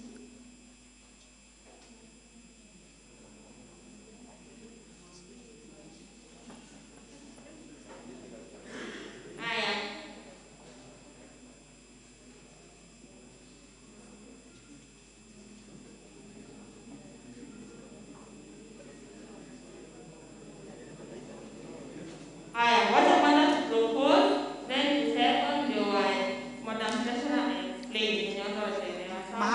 Mahali kuna swali. Yes. Proposer Edna.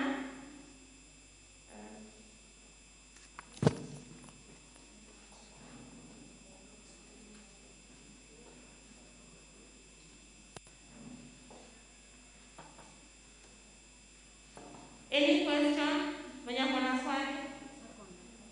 Seconder ni huyu ni seconder. Proposer ni Edina. So ni Medy sasa. Together we can. Nilikuwa nauliza one mwenye ana propose na mwenye ana second, si ni mwenye ameenda tu hesabu ili ajue hesabu zenyewe ama imepropose kwa aje. Sijajua. Imesomwa. Venye imesomwa. Wenye wana propose na nini hawajaenda tu hawajui hesabu zenyewe. Ndio maana tunauliza kama kuna mwenye ako na swali. Yes.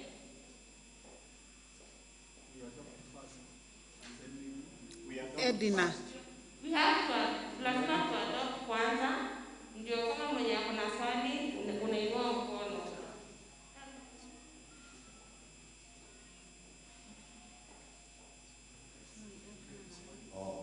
Kuna huyu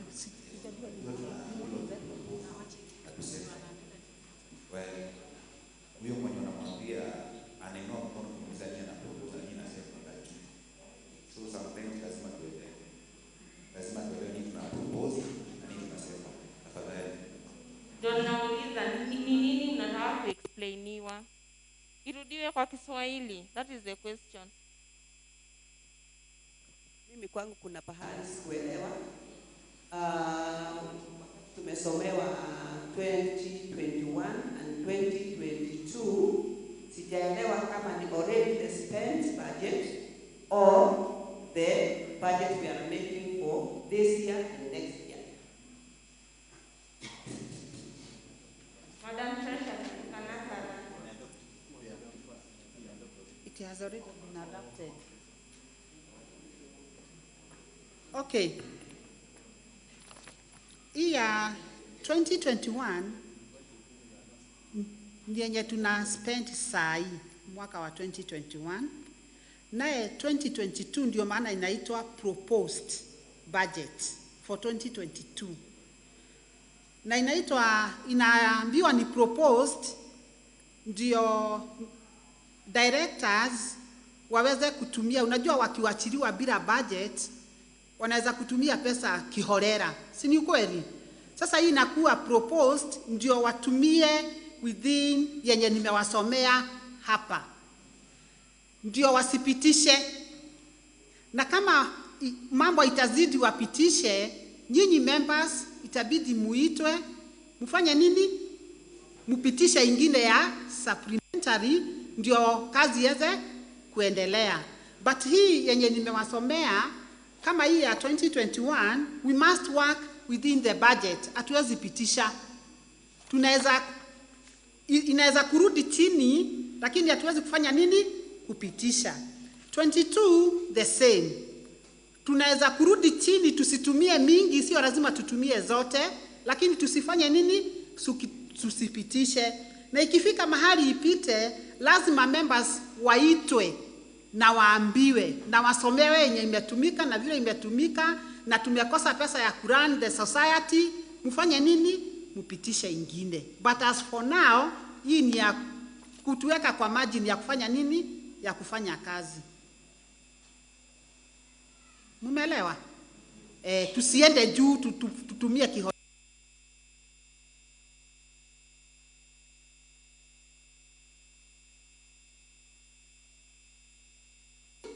Tusipitishe. Tumeelewana? Kuna swali lingine? Swali lingine?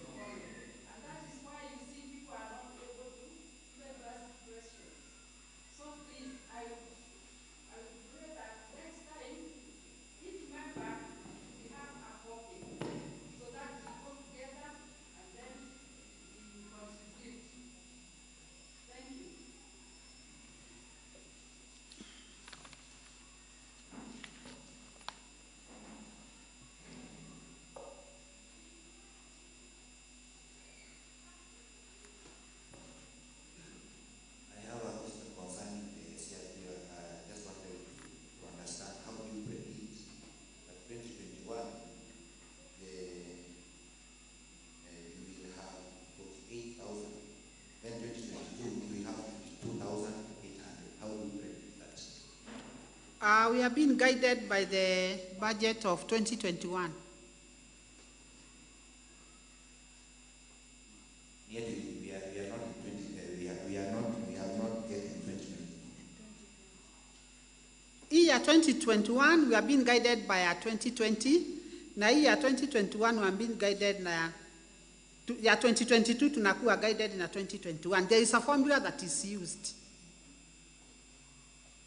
Plus kuna vitu zingine which are little like rent na salaries.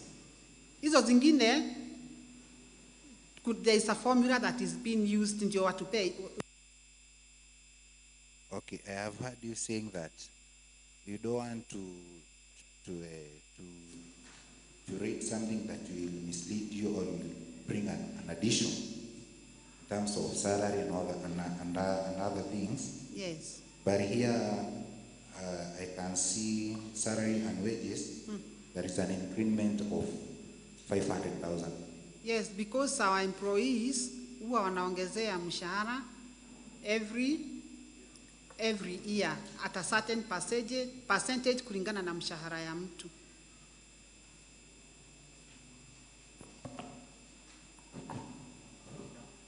Swali lingine?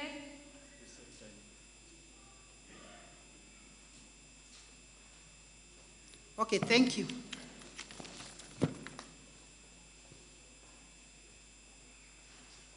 Okay, asante sana Madam Rose for that session.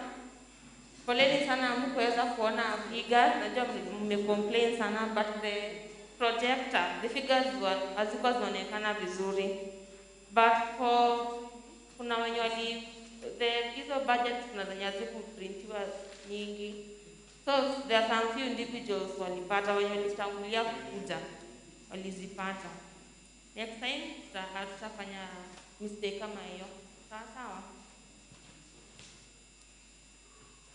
Okay, the next session tunaalika our auditor Mr. Obota atusomee audit report ya last year.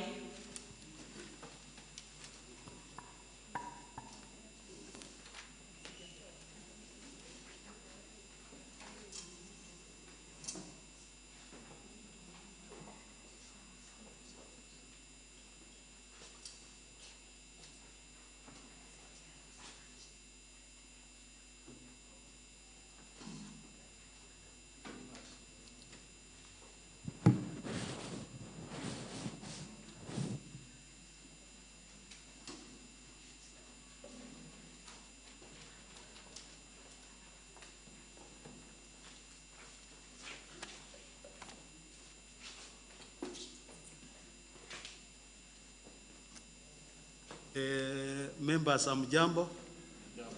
Amjambo. Nataka kuanzia treasurer vile alisema, unajua SACCOS zote zinakuanga hivyo. Ndugu yangu huko aliuliza swali, ministry, mzee wa ministry yako hapa, hakuna SACCO yoyote itaweza operate without the budget. Kuna budget ilisomwa kutoka nyuma ya 2020 na 2021. Hiyo ndio figures, hiyo ndio figures huyu mama alikuwa anasoma, na figures za 22 alikuwa analinganisha na budget ile ya 2021. Unajua kuna budget inasomwa ya next year inasomwa sasa, na kuna ile ilisomwa ya 2021 ndio alikuwa anasoma nao. So msikue confused. Kuna budget, you must present the budget. Ofisa kwa hapa na yeye ata explain kidogo. Hakuna SACCO yoyote itaweza operate without the budget. The budget doesn't mean, ndugu yangu, the budget doesn't mean that ile pesa imesomwa hapa 2 million ama nini ati itatumika hiyo. Wataweza kukosa kutumia hiyo. Sasa ni guideline, yani ni kiwango unaambiwa kama hiyo kitu ikifanyika usipite hiyo 2 million ama 1 million ama 48,000. So hiyo ndio the meaning ya proposed budget. Si kitu imetumika, ni guideline. Hata kwako kuna budget unasema nitanunulia watoto viatu, nitanunua uniform, nitareplace uniform. Lakini kuna mtoto mzuri ule uniform yake bado hajararuka, lakini walikuwa umebudget. Sasa kama hiyo uniform hajararuka huwezi nunua. Sasa hiyo pesa ulikuwa umemtengea utafanya kitu ingine. That is the meaning of the proposed budget. So niende kwangu sasa. Sawa? Hii ni clarification kwa wale members ambao hawajui hiyo mambo ya budget vile inaenda. Budget, proposed budget ni tool, ni guideline ambao inawaongoza next year. Sasa hii ya 22 amesoma, atasoma 22 aende kusoma proposal ya 23. That is how it goes. Okay. Tukuje kwa hesabu.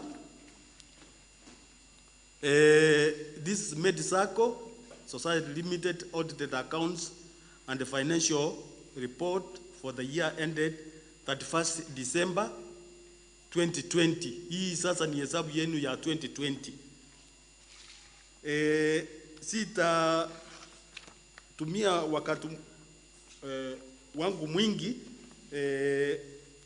hapo. Ni contents na ni mahali hiyo maswali ama imekuwa analyzed. Hiyo the first one,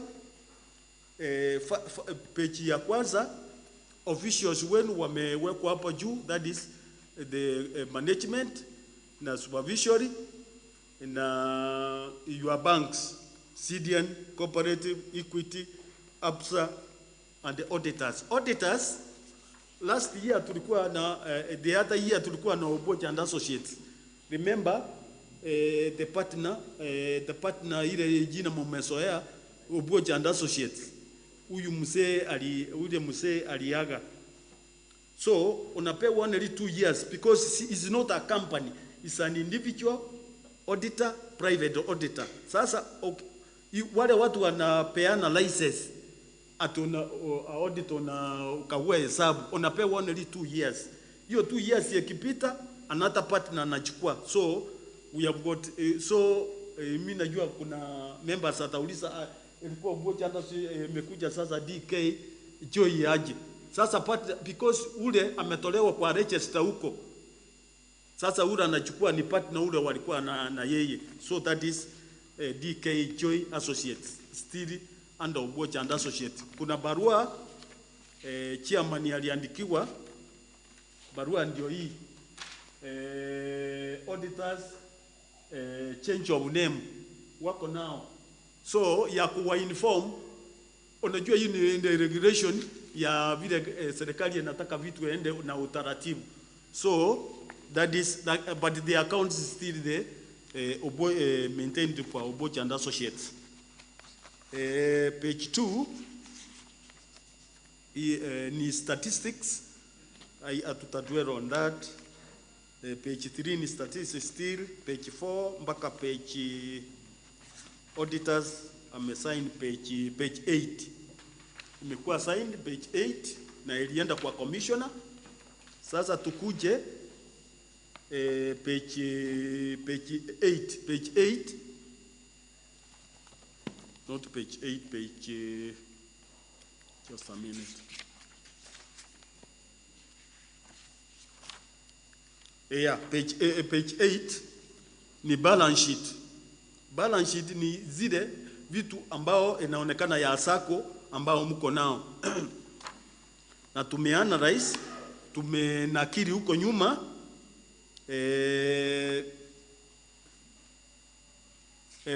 cash and cash equivalent, ile pesa ambao ilikuwa kwa bank iko page 14.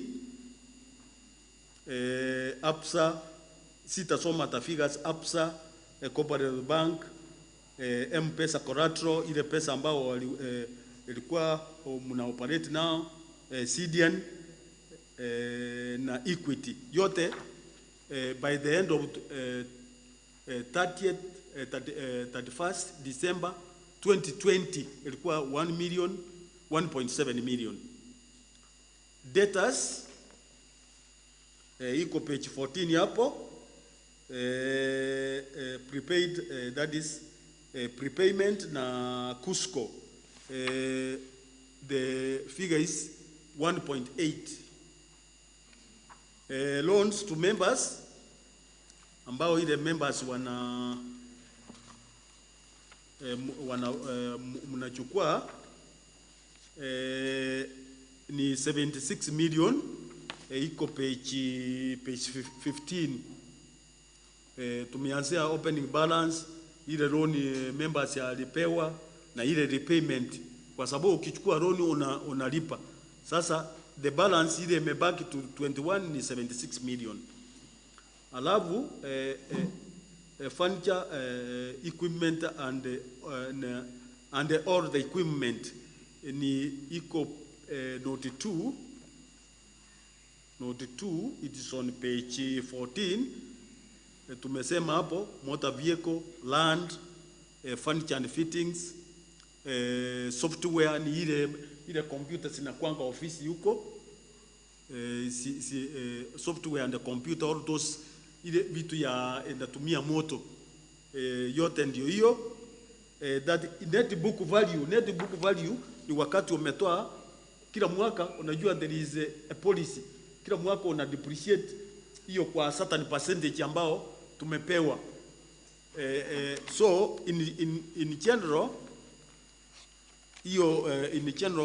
hiyo furniture nini hiyo equipment inaitwa equipment and the property ilikuwa 8 million. Ukiongeza sasa assets zenu, ile vitu yenu mko nao zote iko 87 million.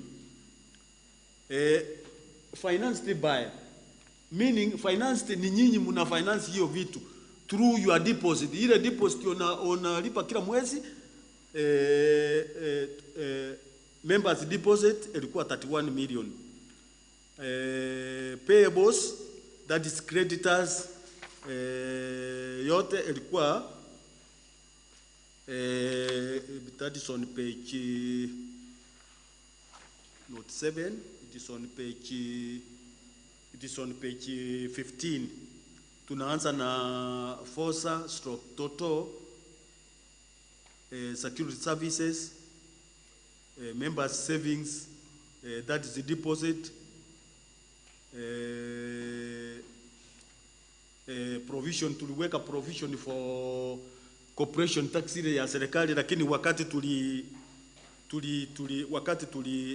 we filed the returns tulirudisha, walisema kwa sababu ya hii mambo ya COVID ilikuwa nil, so hiyo itabaki kuja kwa income yenu. All that one, so na members welfare fund 12 million, CDN mulikuwa na level ya 4, alafu table bank 2 million. So yote hiyo ukijumulisha ndio hiyo inakuja 30 million. So the liability hapo ilikuja 61 million. So shareholders fund, sasa share capital ile ambayo irudishwe, kwa sababu the ministry officer ako hapa, mtaweza muuliza hiyo. Kuna pesa ambao the ministry of cooperative, ukitoa hiyo share yako, ukitoa si ati ni wewe na kuonea all circles in the republic. Kuna pesa, kwa sababu ukisema umeenda sasa na mwingine asema ameenda, sasa cooperative itakufa. Sasa waliona wa maintain, utaweza usia mtu mwingine. So the share capital ni 25 million. Alafu statutory deduction ile pesa tunachukua tunaweka kando ya 20%, itasaidia nyinyi kwa kitu ingine kitokea huko mbele. Kama mko na pesa itaweza sanction itolewa hapo. Na during the year, because of this pandemic COVID, mkutengeneza faida, so there was a revenue reserve of 1.1. So hiyo yote ukiongeza na hiyo ya juu, ukiona inakuja 87 million bila ile assets yenu. That is how it is financed. Na imekuwa signed na officials wenu. Page 9. Sasa that is mahali nitamalizia. Ile revenue ni ile pesa ambayo mlitengeneza, pesa ambayo ile mlitengeneza from your business. Kwa sababu ya hii corona, it came down. Interest from members loans 17 million compared to 24 million 2019. So and the other operating income yote ilikuwa 18 million this year, that is 2020, na 2019 ilikuwa 24 million. Expenditure financial, it is on page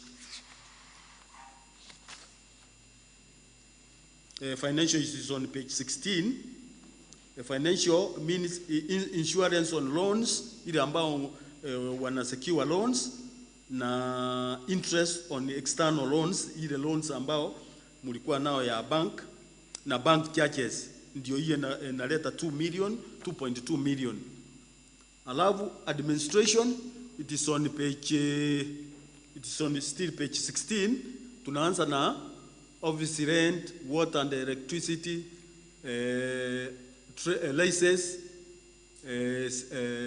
security charges, salaries and wages, annual general meeting. Although you didn't have a general meeting, ile makaratasi walitumia thinking that there would be a meeting, but serikali ilisema there is no meeting because of this pandemic, disease.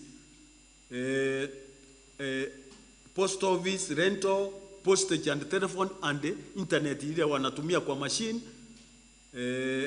Audit, accountants, bookkeeping, printing and stationery, group administration, and sundry, that is advertisement, commission. Na hiyo inakuanga under sundries. Sitaki kuja kuumulize hawa maswali because hiyo figures zinaeleweka. So under sundries, unajua tumeweka hiyo figure together. Hiyo figure ambao inakuwa hapo: advertisement, oral hire, commission paid, vehicle administration, group administration, NITA, office expenses, repairs and maintenance, KRA penalty. The other year there was a penalty wakao kwa sababu ikuwe imelipwa na other the branches zile ambao mnakuwa nao, there is some expenses. So yote hiyo inakuja zote, administration expenses inakuja 13 million 692 871. Governance sitting ilikuwa 1 million 1.6. travel and subsistence ilikuwa 672, education and seminars 1.5, so yote ilikuja governance 3.8. Alafu at operating expenses, audit, supervision and depreciation ndio hiyo ilikuja 508. So tukitoanisha hiyo kutoka 18 million utoe hiyo 20 million, there was a loss of 2.1 million compared to the previous year. So I propose, because the other parts ni technical kwa sababu ni analysis tu kutoka the main accounts. So I propose you adapt ndio report ya Medy Sacco ambaye ilienda tukitengeneza hesabu inaenda kwa ministry Nairobi. Commissioner amesema ameangalia figures vile zilikuwa composed na vile walipeana, wakasema iko sawa, wakaweka muhuri yenu iko na seal, red seal. So hiyo kama member yoyote anataka kuona hiyo ya commissioner iko na seal, utakuja chairman yako hapa. So I propose you adopt the report, my report the way I've read it. Thank you. Asante. Thank you very much, Mr. Boacha. Tunataka adapt auditor's report. Proposer, one proposer and one seconder.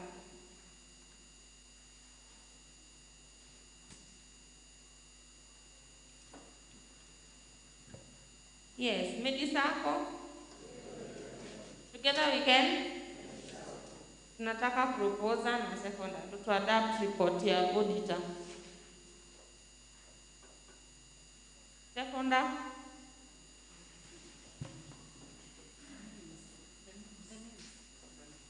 Majina.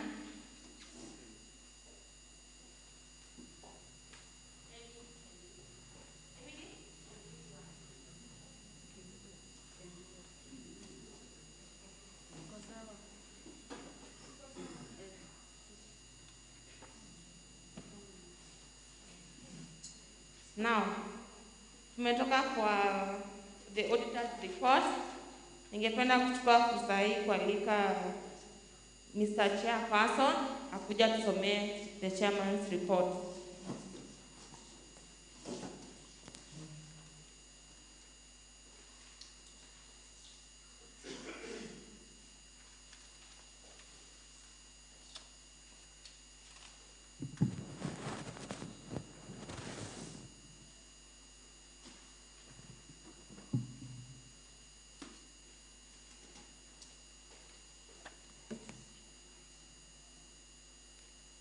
Medy Sacco? Together we can? Muko sawa? Huh? Muko sawa? Thank you very much. So, because we don't have time, we are going very fast to save time and to keep the government measures of the meetings.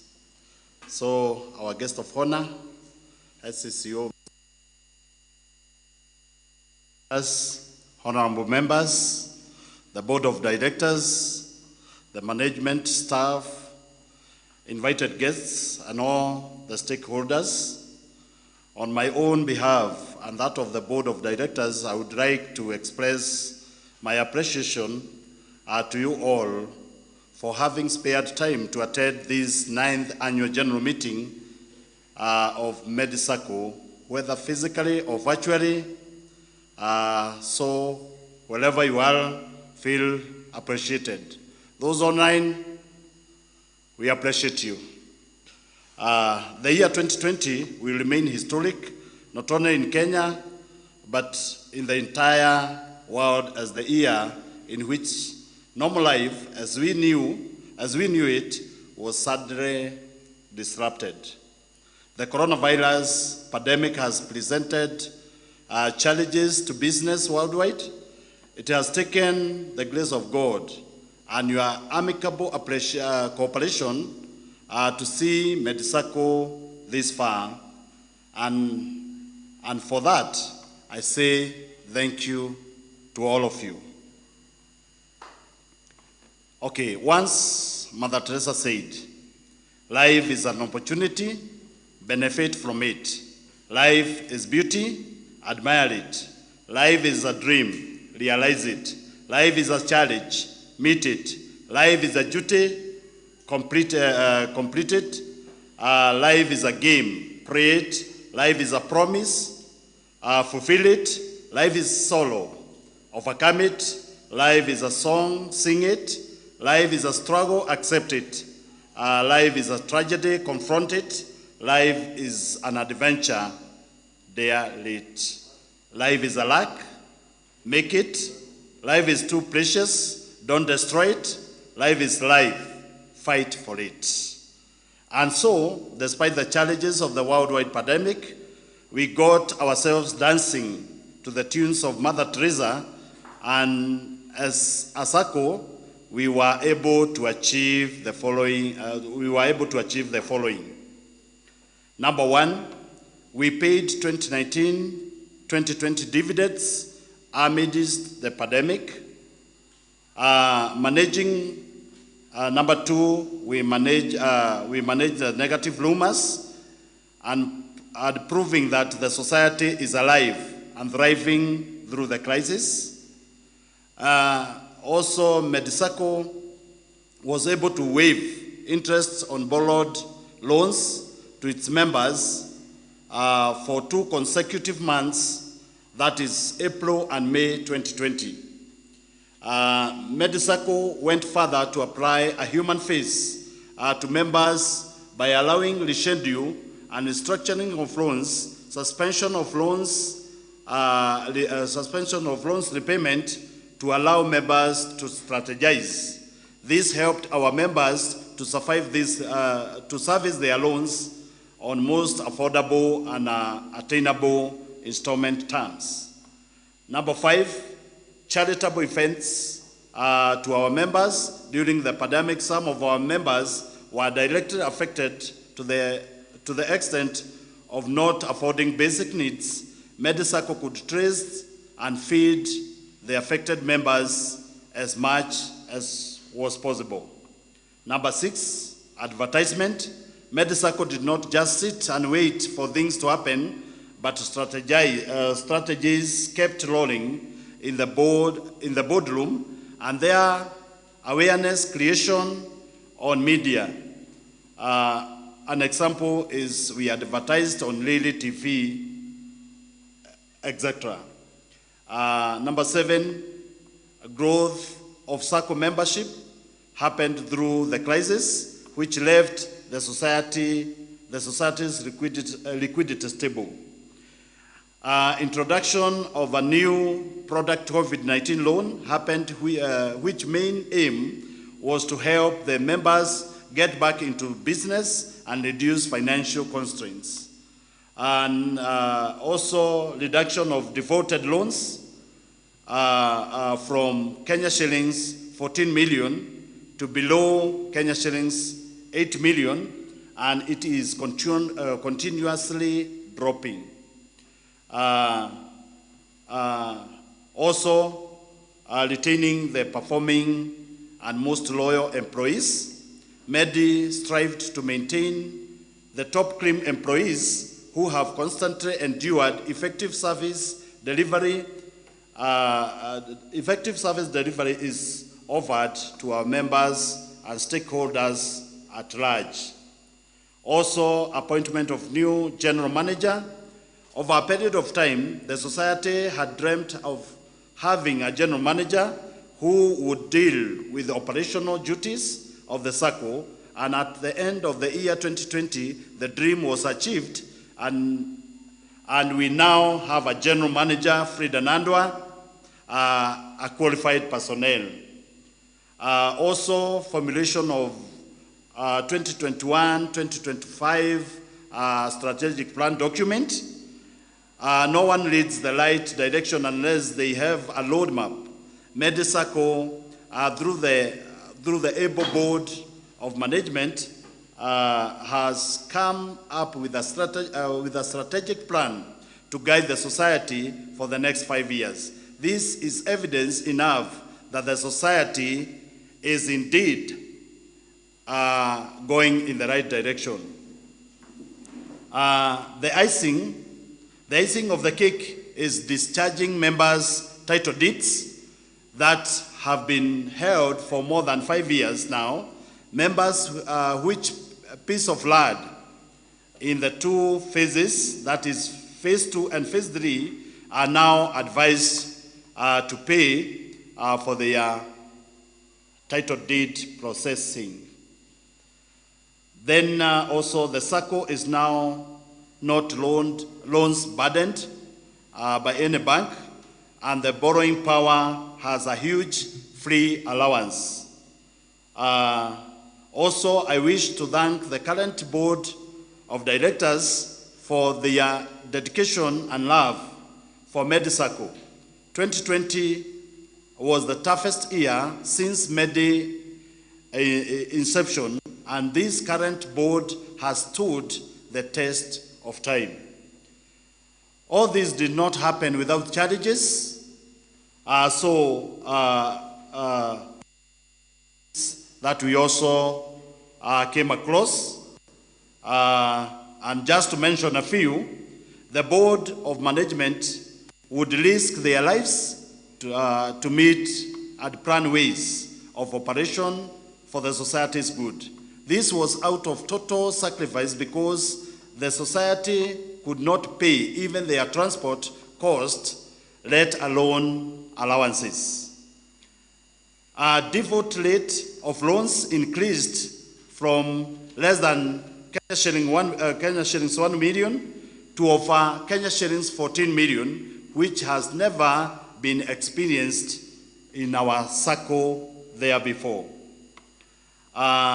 Also, out of fear of collapsing, Medy members withdrew their savings. Most of them withdrew their savings, and others terminated their membership. This shook the society, but Medy thrived. We had such challenges of fear of collapsing. Also, we also have managing negative politics against the society. That was also a challenge, especially through the crisis. The think tank of Medy SACCO board has been used to have 9 members, but it reduced to 6 members. Others resigned. Others could not drive all the way, but the 6 have also managed. The year 2020 operated on the tightest budget, and so many operations that have been a norm were not achieved. Number 7, some employees had to be laid off due to the tight budget. Also, the business of the year 2020 was really affected so much so that this year, 2021, we are not paying dividends. It was a question hata inaulizwa pia kwa wall, but let us affirm to you that this year we are not giving out dividends because of the way the business behaved come 2020. Also, annual general meeting have been like a come together even for Medy, and during 2020 we were not able to meet or make resolutions. Now you can see we used to, like now on 2019 we had like 700 members, but today we are like 100 and less because of the challenges that we are also facing on these issues and according to government regulations on meetings. Also, the annual meeting SASLA qualifications was challenged by the economic effects of COVID-19. The government directives hindered the society's way of operation in group movement contributions. Members could not meet. Also, another challenge is extension of table banking deferred by 3 months. All the table banking, we agreed to extend them for 3 months before we refund them to members because of those challenges and many more challenges. But we thank God, this year we have our anticipations, and we are anticipating to do more and to bring ourselves up from where the pandemic has left us. So we have some few anticipations. That one of them is issuing of the member title deeds by the end of 2021. So we are going to give out the title deeds by the end of this year, compromising the 2 phases, that is phase 2 and phase 3. Another anticipation is recruitment of more members at 100% of the current membership. Then we have number 3, raise the society loan book up to Kenya shillings 100 million from the current Kenya shillings 60 million. Number 4, raise deposits to Kenya shillings 100 million from the current Kenya shillings 56 million. Then number 5, we also anticipate the revival of Shaba projects through Medy housing, Shaba groups, or other entities. Those groups which are coming together, we also fund them to buy Shabas. Also the Medy housing that we formed sometimes last year, compromise of many members from Medy Circle, so we are going that route. Then boost business to issue higher dividends for 2021. Then we introduce soft mobile loans that shall be instant. We are going to that. Also, we anticipate to improve standards of service delivery. We also anticipate, we are also planning to revise our membership registration numbers to a 9-digit figure. Eliminate the MNK, MMR, MNRB, etc. starting 1st July 2021. So our registration numbers are going to change. We are going to remove the MNK, MNR, and do it a 9-figure digit, so that we are now anticipating Medy will go for 100 years without being any challenge kwa hizi numbers ambazo tunapeana. Then from there, retain and employ more qualified personnel. Also issue quality loans by offering credit education to members.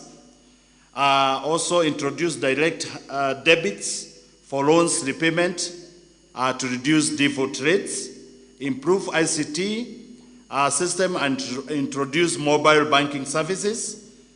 Also opening another branch in Mulanga, Kagema, God willing, by the end of this year. We are anticipating to do so. So, as I conclude, I would like to appreciate everyone, including our guests of honors, and all who contributed in whatever way to make this day a success. It is my hope that we will all pull our efforts together as we work towards what we are anticipating to have achieved by the end of the year 2021 and beyond. As our motto says, together we can. May God bless you all. God bless Kenya, and God bless Medy Circle. And thank you for choosing Medy Circle. Thank you very much.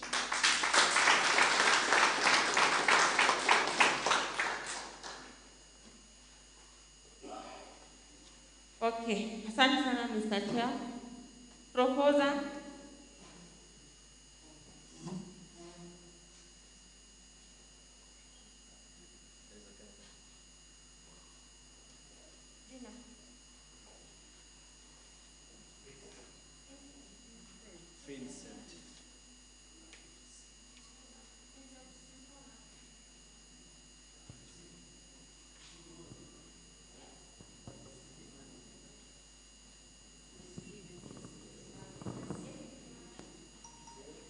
Vincent Sifuna and Jesse Kimani. Yes, tuko karibu kumaliza. Asanteni sana kwa ukimulivu wenu.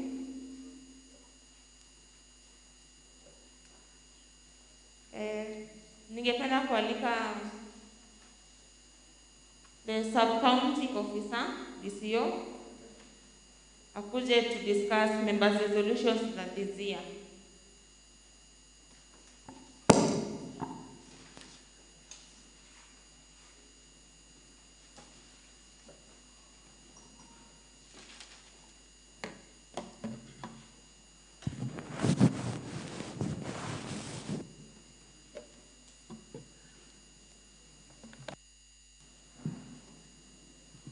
So, Brother Chairman, and your board, the supervisory board,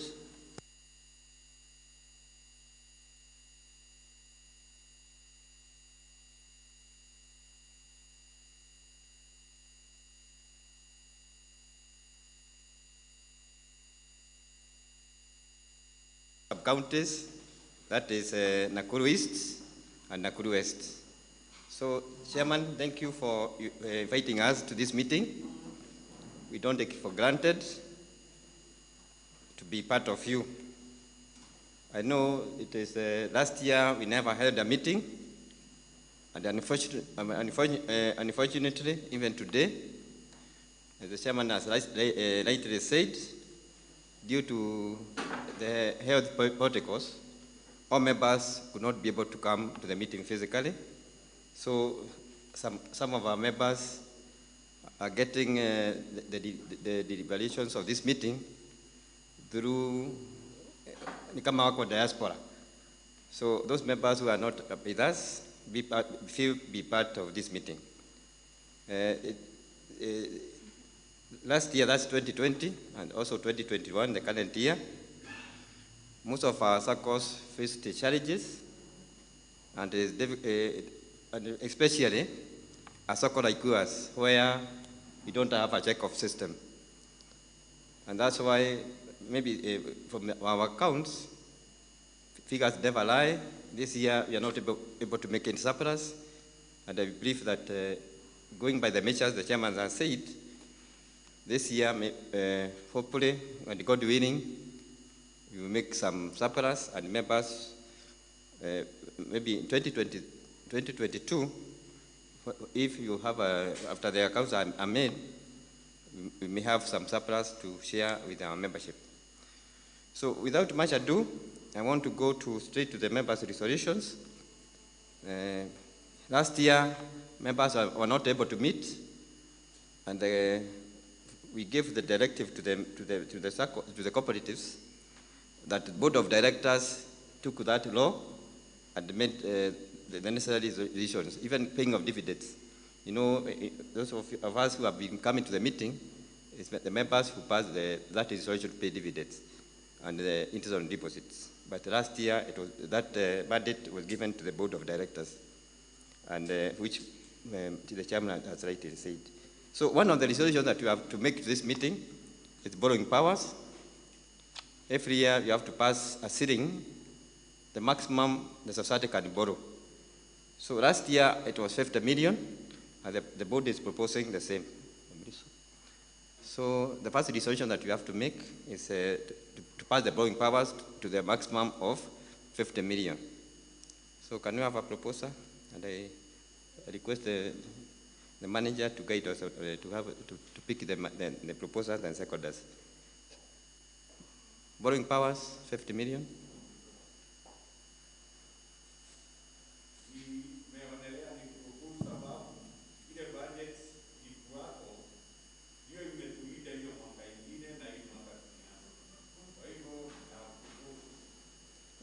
the borrowing power is 50 million, eh?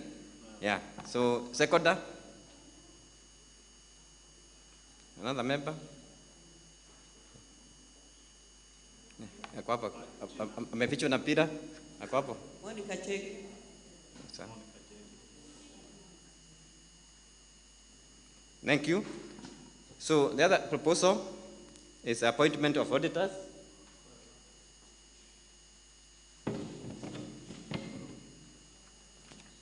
So appointment of auditors, every year members have to resolve who will be the auditors for the previous year audit. So we have a request from DK Shoy and Associates who have put a request to be your auditors for the year 2021.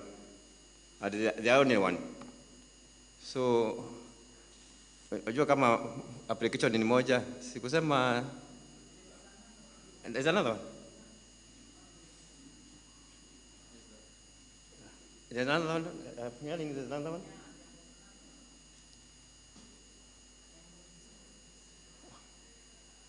Did it reach the board of directors because, you know, they are the custodian of any correspondence? No. So I can get from the board, it has not reached them. Because, you know, what they are supposed to do, they are supposed to invite them, the two of them, 2 or 3, the number that applies, just like any interview. They do an interview for them, then they bring a recommendation to this meeting for you to resolve. But now, because it never reached the office, because we have the secretary. Yeah, the secretary is the one who is supposed to be a custodian of all correspondence of the society. So it's very unfortunate if it never reached. Okay.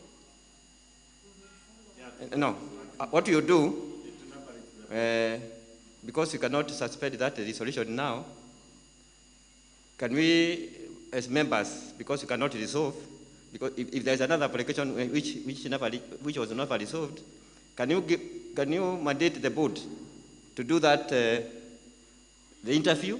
Wakionelea ule atakuwa mzuri, wampatie kazi.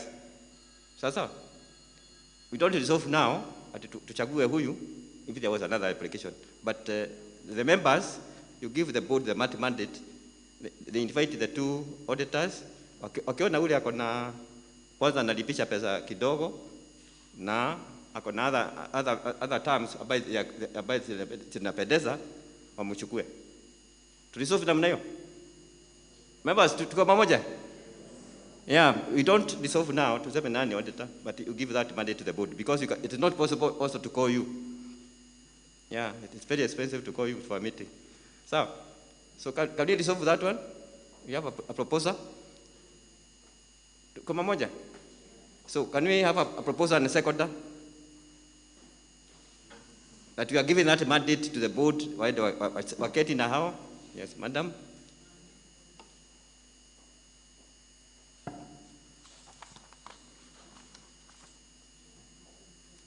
Jina? Medy Jogu. Seconder? Kimani.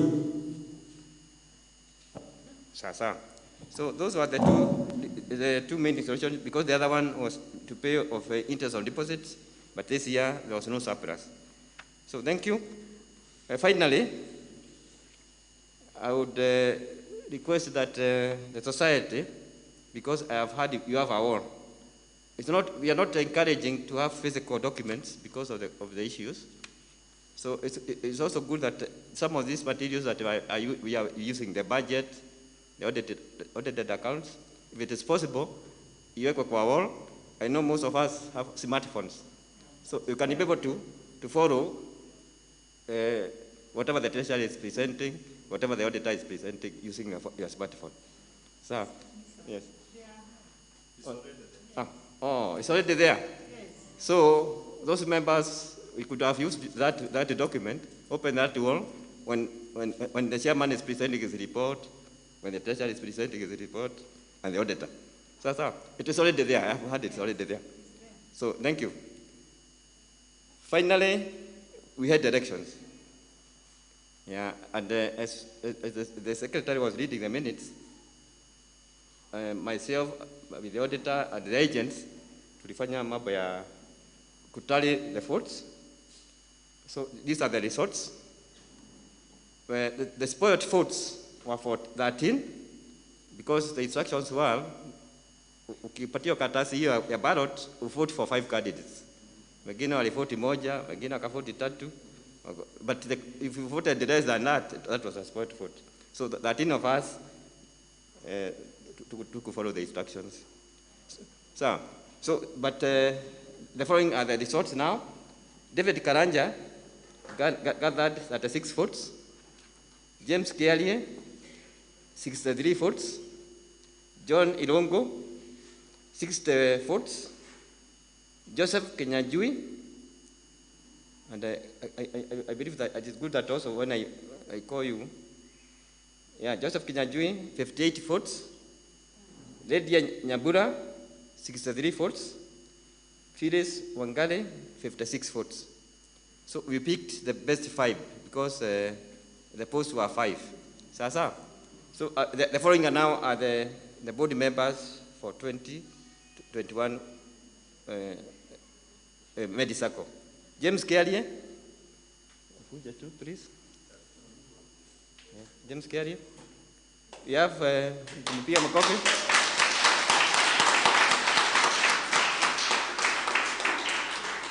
We have John Ilongo.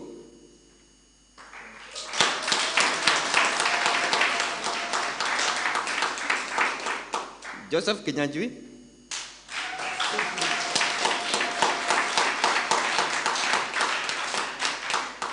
Lydia Nyambula.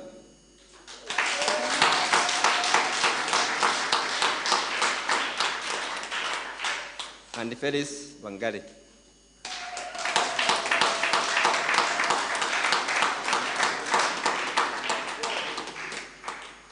So, congrats to all of you. Members have shown confidence in you in these challenging times. The chairman has said, lazima mtajitolea kabisa kutoa Medy because we have some challenges, but not because of anything. They are external, and that is countrywide, worldwide.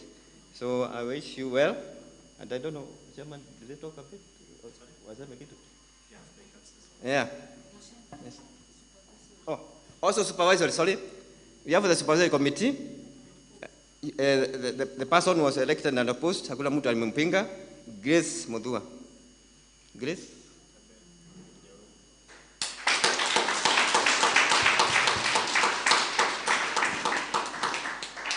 Sorry for that oversight. So tungependa waseme kitu briefly tuambie tu kidogo. And thank you very much. Medy Sacco. Gadaika. Kwanza na washukuru sana kwa kujitolea kuja kwa AGM. Na ya pili ni kuwapongeza sana wenye wamenichagua kurudi katika uongozi wa Medy Sacco.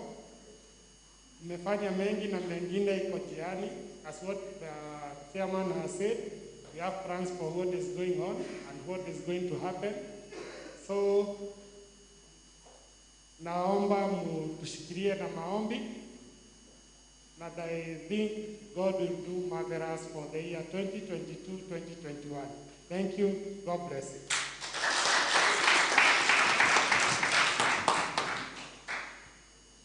Medy Sacco. Get weekend. Salimiana hivyo. Kwa majina naitwa John Ilongo Mugwa. Niseme nimefurahi siku ya leo na nimesema asante sana kwa Mungu, pia nawarudishia shukrani kwa sababu najua ya kwamba watu kutoka Murang'a, Nairobi, Nakuru, mahali popote ambapo ulitoka ili uweze kukuja upate haki yako, Mungu awabariki. Kwa hivyo ningetaka kusema ya kwamba mumenichagua, mumefanya vizuri. Kwa hivyo ningetaka kuwa promise ya kwamba lazima nizidi yani niendelee kufanyia Medy Sacco kazi, sitarudi nyuma, sitawaibisha, na naamini ya kwamba hata nyinyi mtafurahia. Thank you very much. God bless you all.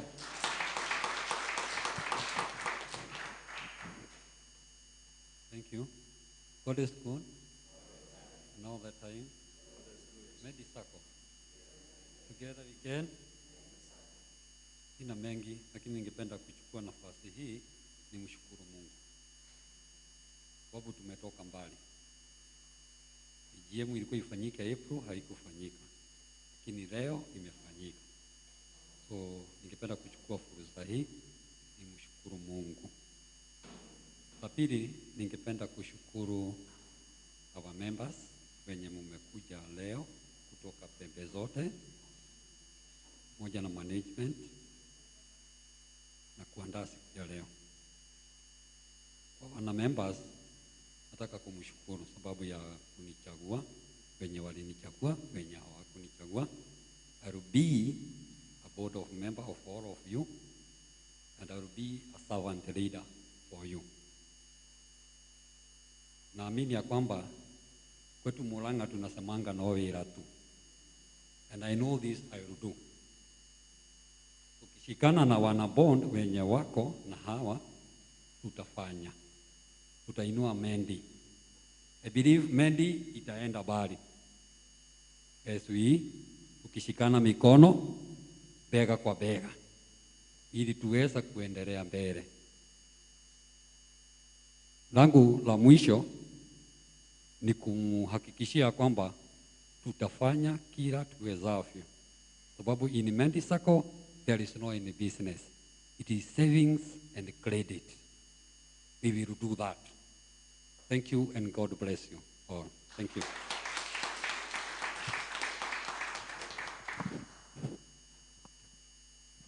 Medy Sacco, together we can. Nimshukuru Mungu kwa sababu ya kutupa uhai, si mimi peke yangu bali kila mtu ambaye yako hapa, na alituleta safe and sound. Thank you God. And then I want to thank my agent. Asante sana. I want to thank wale watu wamekuwa kinisaidia na kampeni yangu. Nimekuwa na new members ambao wameingia. Kama ulikuwa unaingia kwa mtandao, kwa wall yetu ulikuwa unaona there are several people who did videos for me. And I want to bring honesty into a field that can be very dishonest. Najua ukicheza na pesa ya watu, Mungu anakuchapanga kichapo ingine mbaya sana. So me, I'm bringing honesty and I'm bringing servitude leadership. Si kusema tu kwa manifesto. Mimi kwangu ndio kazi imeanza for Medy. And I promise to be diligent. I promise to work on behalf of every member, whether you voted for me or not. Sisi wote ni wana Medy. Na Mungu aniongoze na hii sako ipae na ipae ijulikane globally, not just in Kenya. May God bless us. Thank you.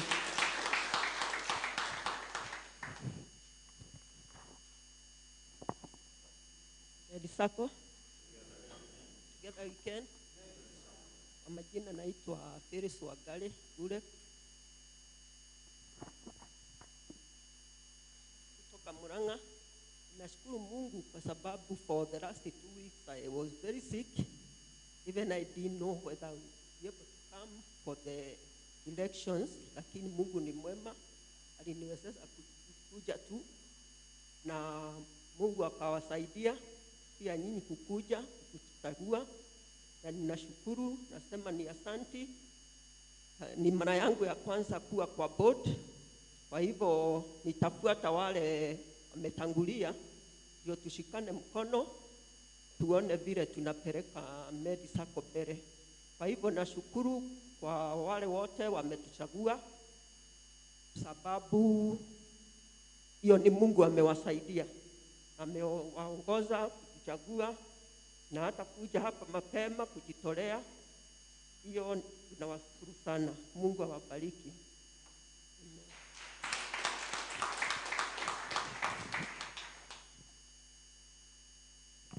Medy Sacco, together we can.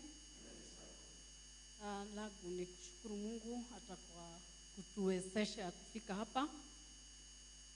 We longed for the AGM last year, hatukuweza, lakini Mungu ametuwezesha leo. Kwangu ni kuwashukuru pia kwa kukuja kwa hii mkutano, hata hiyo ni kujitolea sana, so may God bless you for that. Kwangu party yangu sikuwa sana nachaguliwa, lakini it was a vacant, and I thank God for giving me the vacant. Kwa hivyo promise to work together with the board of management and trustee supervisory. They will show me the way. I've never been there before.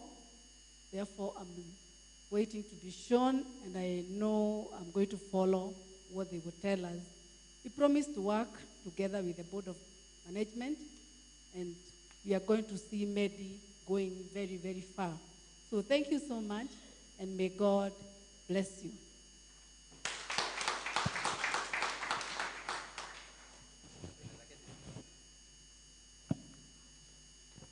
Medy Sacco, together we can. Before to close the meeting, I would like to also appreciate Mr. Mbatia. He was one of the contestants. Ni kweli? Yes. To say something before we close the meeting. Medy Sacco, and together we can. I'm very much happy, dear members, for the way I have shown my independent might. I know when you touch a sensitive nerve, sometimes the body shakes. And I'm very much happy for that, for having my manifesto all over the media all the time. And I believe soon Medy is becoming something special with democracy. Thank you so much. Thank you very much, Mr. Mbatia. Ningependa kuchukua fursa hii kuwashukuru members, kushukuru our guests of honors for making time. Even for our online viewers, thank you very much. I've received positive feedback from the same. Unajua nilikuwa naangalia venye tunaendelea, si ni kweli? Tunaona na this is a very huge step for Medy to appreciate na embrace the digital part of it. Hata venye mnaona sasa kwa manyumba sisi tunatumia digital TV. Masimu zetu sasa most of us tuko na hizi za WhatsApp, si ni kweli? Meaning tunaendelea ku-evolve, tunaendelea kubadilika kama wana Medy, na ningependa sana kuwashukuru kwa your patience, uvumilivu wenu. Vile tumeanza, tulikuja mapema, tukaingia na kuvote, tukakuwa patient, vijana wanasema tukakuwa wapole, si ndio? And tukawavumilia, tukaanza na sasa tunaelekea tamati. Na Waswahili husema ama wahenga husema kilicho na mwanzo kina mwisho, si ndio? Na sasa tumefurahishwa kwa kukuja kwenyu, tumefurahishwa kwa michango zenyu. Kama viongozi, mnaporudi kwa vikundi, himiza members wako, wanachama wenzetu, si ndio? Tuendelee, tunataka, chairman amesema tunapaswa ku increase the deposit from 53 million to 100 million. Hiyo ndio sasa tunapaswa kuanza kuhimiza watu. Mikopo, tunahimiza wenzetu waweze kulipa mikopo vizuri, ndio next year tuweze kudeclare dividend, si ndio? You can imagine umekuja all the way from your house na hujapata kitu. Let that be a challenge for everyone, each and every one of us, so that we can be able to put more effort. Ndio tukikuja next year, God willing, tutoke mifuko zikuwe zimejaa, si ndio? Otherwise, ningependa kuwapatia Madam Honorary Secretary, ndio atatufungia mkutano with a vote of thanks. Akimaliza, we'll need a volunteer afunge mkutano wa leo. Thank you very much.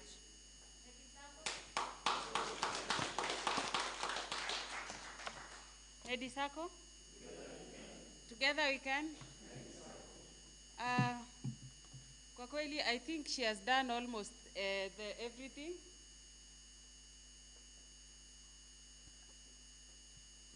I think she has given us a very good vote of thanks.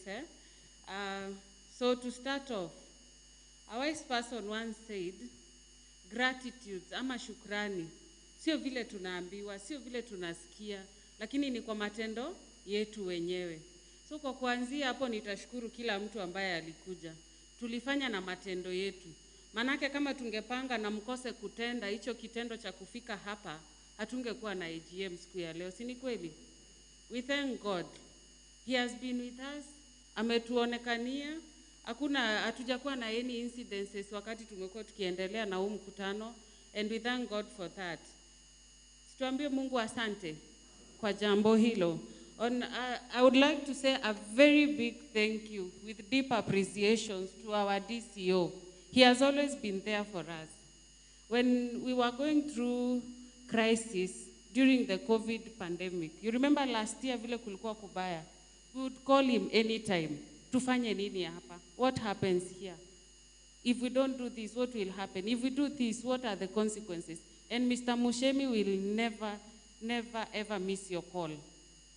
I have called him even at night, anashika simu, chairman the same. Yani sisi wote hakuna mtu hana report ya Mushemi. So Mr. Mushemi, thank you very much. Not to forget our invited guests. You can imagine amongst the very long list ya wale watu wote huwa tunaita, we could not miss to have our auditor with us. What does that mean? He holds us at heart. Because zile hesabu anatufanyia, the way he elaborates everything, he has been like a member of the circle. Si ni kweli? So Mr. Obocha, asante sana. Our members, thank you for representing the almost 1,000 members wale tuko nao saizi. So know that it is you and I who are in charge. Who are what? So ningeomba ufanye hivi. Si tumekatazwa kusalimiana? I am a left-handed person. And on behalf of the board, nataka kukupatia high five. So inua mkono yako ya left. And then, ya right sasa ni yako because wewe uko right-handed. Si ndio? Clap zote pamoja ujiambie hiyo ni high five kutoka kwa Aida. 1, 2, 3, go. And then to turn sisi wote tuangalie kamera. We have our members. Wasiseme huku kuja, sawa? Wave at them, mwambie hi. Together we can. Thank you so much. So I want again for us as we go home, let us pray for one of us. He was on his way here. Wale mko kwa mtandao, I think mumeona. He was involved in a minor accident. Hakuumia lakini gari lake limeharibika. But whatever God has given us, he has control over it. Si ni kweli? So let us pray for him and we wish him a quick recovery and we hope that we are going to be with him on a later date. All stakeholders, how can we forget Dr. Arthur, PCA? Si hao ndio wametupatia hii mahali? Is it a beautiful place? Is it accessible? So thank you very much, Dr. Arthur. I don't know if they can hear me from wherever they are. We really appreciate them. We cannot forget the government. Tumepatiwa very strong guys there. Si mumeona? So we feel safe. We know hatutakuja kuambiwa hatujavaa mask, and I hope every one of us has a mask on. So thank you, the government of Kenya. Again, we appreciate you so much. How do I forget our MC? Very young, energetic. So, Frida, thank you for the good job. The management team, maybe you can wave the members, the management staff. The management staff, Munko, let us clap for that team. Hao watu walitoka hapa saa 3 usiku, tukawaambia by 6 you people should be there. Tukiomba saa 1 amen mwenye hako, ingekuwa ni kama police case. And hakuna ule ametufail. We appreciate them. Thank you so much. Again, the Board of Management and the Supervisory Committee, asanteni sana. All this planning, the sacrifice, it could not happen without them. So asante kila mtu ambaye ako hapa, tunawapenda, feel appreciated. When you go out there, this is a new Medy that is coming. Sindio? History has been made. Hii ni historia tumetengeneza Nduta. Hakujai kuwa mkutano ingine kama hii, si ni kweli? Hata wakati Medy ilikuwa self-help, wale members wachache sana walikuja mkutano mkuu wa mwaka, walikuwa 176. Lakini huu umekuwa mkutano ambao hujaionekana wa watu 100. So tunawashukuru sana, asanteni kwa kuja, and given a chance I know I can talk and talk. So let us have a volunteer to close with a word of prayer. We have something small for you at the restaurant. Utapita hapo, take something small, then you will pass by the office. I believe message mulipata vizuri, si ni kweli? So you'll pass by our offices. Mwenye ajui ofisi, leo ni siku ya kujua ofisi, sawa? So a volunteer please to close with a word of prayer.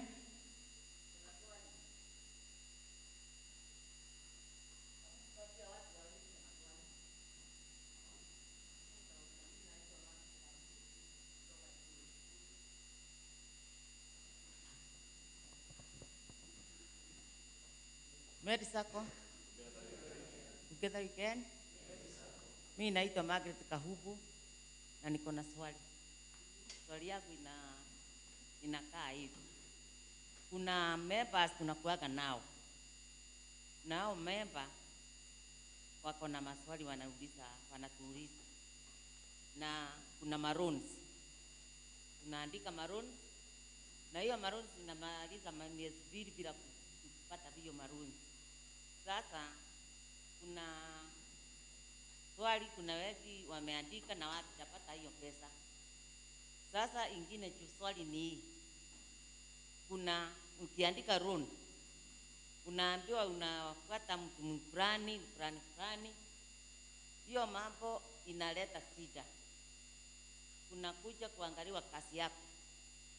Kutoka kwa kasi unaenda kwa nyumba. Unaenda kwa ng'ombe. Watu wengi wako tofauti. Kuna mtu ako kasini, kwa boma, ako bari. Hakuna mtu anaweza kupatia mtu aende kwa nyumba ndio aangaliliwe. Sasa hiyo mambo ibadilishwe. Nitafadhali kuuliza ikuje imebadilishwa, kwa sababu kuna pahali pengine watu wanachukua marons.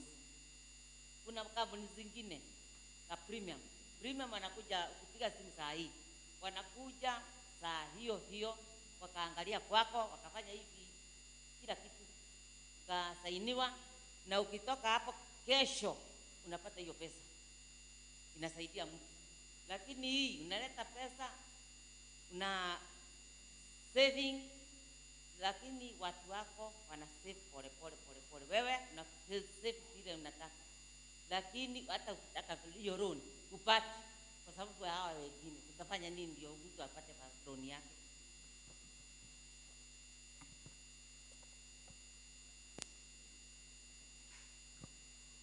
Maybe before the management ajibu hiyo swali, kulingana na vile mkutano inatakiwa iendeshwe. Once you receive the notice of this meeting, NAGM, you're supposed to write a letter kama kuna any issue before the meeting. Inaita kwa AOP. So the management will answer that question because it's not for me. Lakini in future, wakati uko na swali, please andika wakati umepatiwa notice of the meeting, because the meeting is supposed to have a notice of 15 days.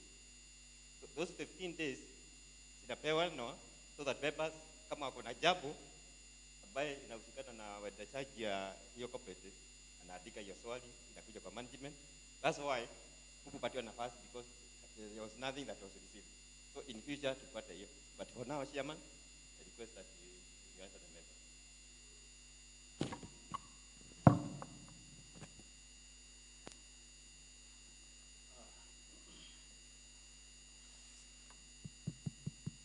Well, thank you. Kwa ajili ya hiyo swali. But I also feel it's not the right time to answer this question, because as the SCCO is saying, tuliweza kupeana notice of the AGM. Kwanza tulikuwa tuifanye tarehe 30 mwezi wa 4, alafu tukasonga, hakuna maswali ilikuwa imekuja, though lockdown was announced. Then hii ya pili tumeipeana not less than 21 days. Kwa hivyo expect maswali itumwe mapema, tujitayari.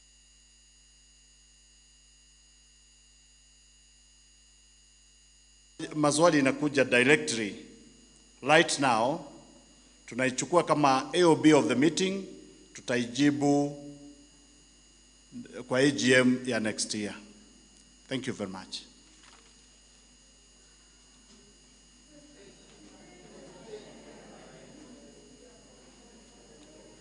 That is the order AGM. Wakati hii kitu tumesema, ya tulikuwa tumesema even last year but one. Na tukasema kama hutauliza swali in the 14 days. Yani ifike ofisi 7 days to the AGM. Hiyo swali inawekwa either mtajibiwa mashinani ama any other forum, and if it means to be the AGM, it will be carried to the next AGM. Kwa sababu ni vizuri kufuata utaratibu yenye iko. Kwa hivyo naona wengine wanainua mikono, tutasanya zote lakini hakuna maswali tunajibu. Lakini tukikuja mashinani tutajibu. Ndio kwa sababu lazima tuelewe. Kwa sababu tusipoelewa ndio unaona naenda sinafikisha paka jioni, watu wanashindwa kwenda kwa sababu mtu anastukia swali saa hiyo hiyo. Haya, hii hata ni nzuri, lakini sasa unaona tukiulizwa ingine labda ya kimahesabu saa hii, tutakibia ofisi namna gani tutoe mahesabu ndio tupeane jibu ambayo ni sahihi? Kwa hivyo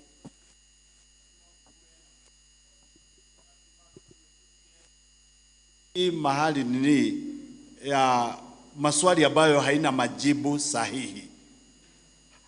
Wengine wako online, wanatazama tunafanya nini, wanaangalia tunajibu namna gani. Kwa hivyo maybe in another forum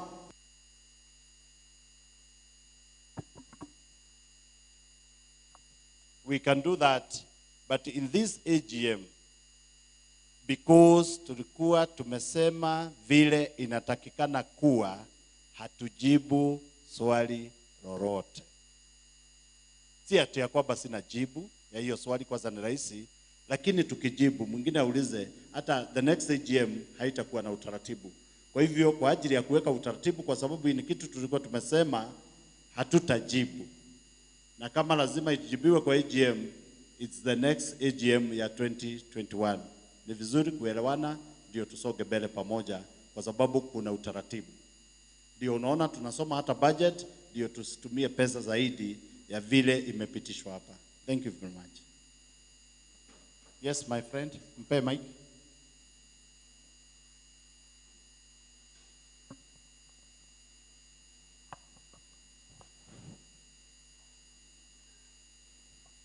Thank you so much, Chairman. It's a point taken. Nashukuru.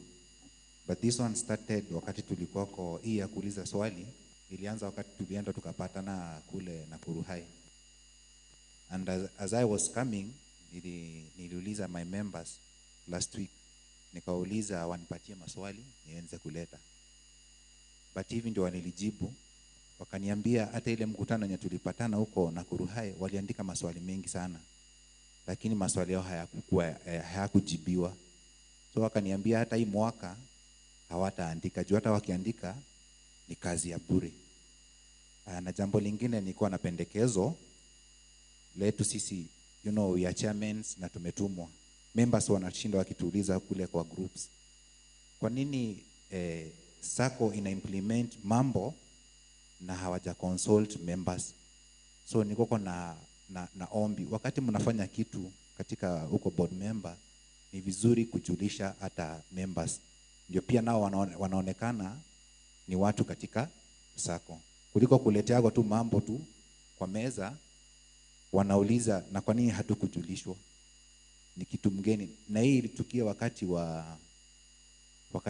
wa shares venye mlibadilisha, ilileta hiccup, kwa sababu sisi kama kwa grupu yetu kama hakuna mtu mwenye anataka loan kwa watano, tunapenda kusave time. You bring money, you go. Kama hakuna mtu mwenye anataka loan, so wanaletaka pesa wanaenda. So hiyo Monday yenye ileta hiyo hiccup, walileta pesa wakaleta 350. Wakasema hii nyingine ya shares tutakuwa tukitoa once per month. So ilikuwa ni vigumu sana kuexplainia na kuelezea na kushika.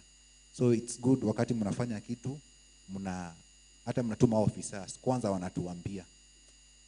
Asante. Okay. Ni kama sikushika swali vizuri, lakini naamini mmeshika na mmeiandika.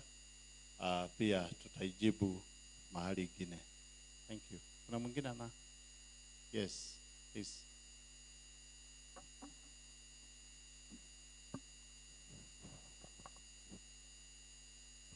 Medy Sacco. My question goes to DCI.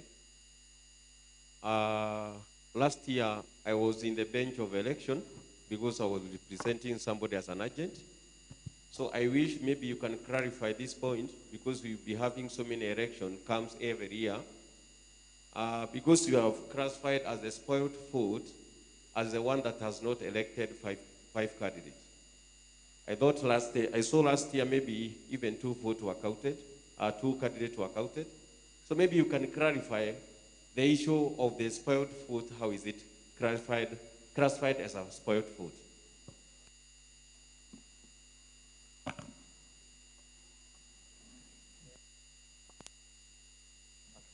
So through the chair, thank you for that, member. You know, in that ballot paper, it was very clear. You are supposed to vote for 5 candidates. The counting. We agreed with the agent, the 6 of them, that for a good vote, a voter who is also a member must vote for the 5. So kama alifoti moja, tuli agree na, and the agent were presenting. So every election has its own rules. So that were the rules for that election. Thank you. So naamini ya kwamba hakuna mtu mwingine ako na swali. Thank you. Kwa hivyo on behalf of hao wawili wenye wameuliza maswali, wacha niwajibu hayo mawili kwa ruhusa ya Mr. Musheme Sizio, lakini we don't do that.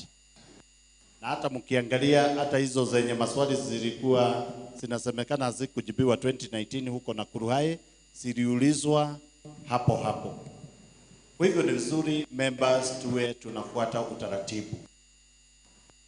Na tukifuata utaratibu mambo yote itaenda vizuri. Sioni kwa nini unaona ugumu wa kuandika swali lako hata kama ni kwa wall. Wenye wangeandika kwa wall ingekuwa pale na tungeichukua, na hata ukiandika kwa wall ingekuwa nzuri ya kuonyeshana ni kweli uliandika, ni sisi labda tunairuka. Kwa sababu lazima tuelewane both sides. So ukiangalia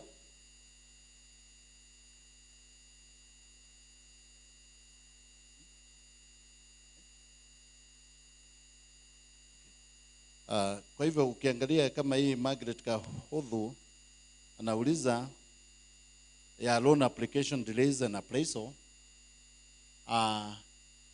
Kitu ya kwanza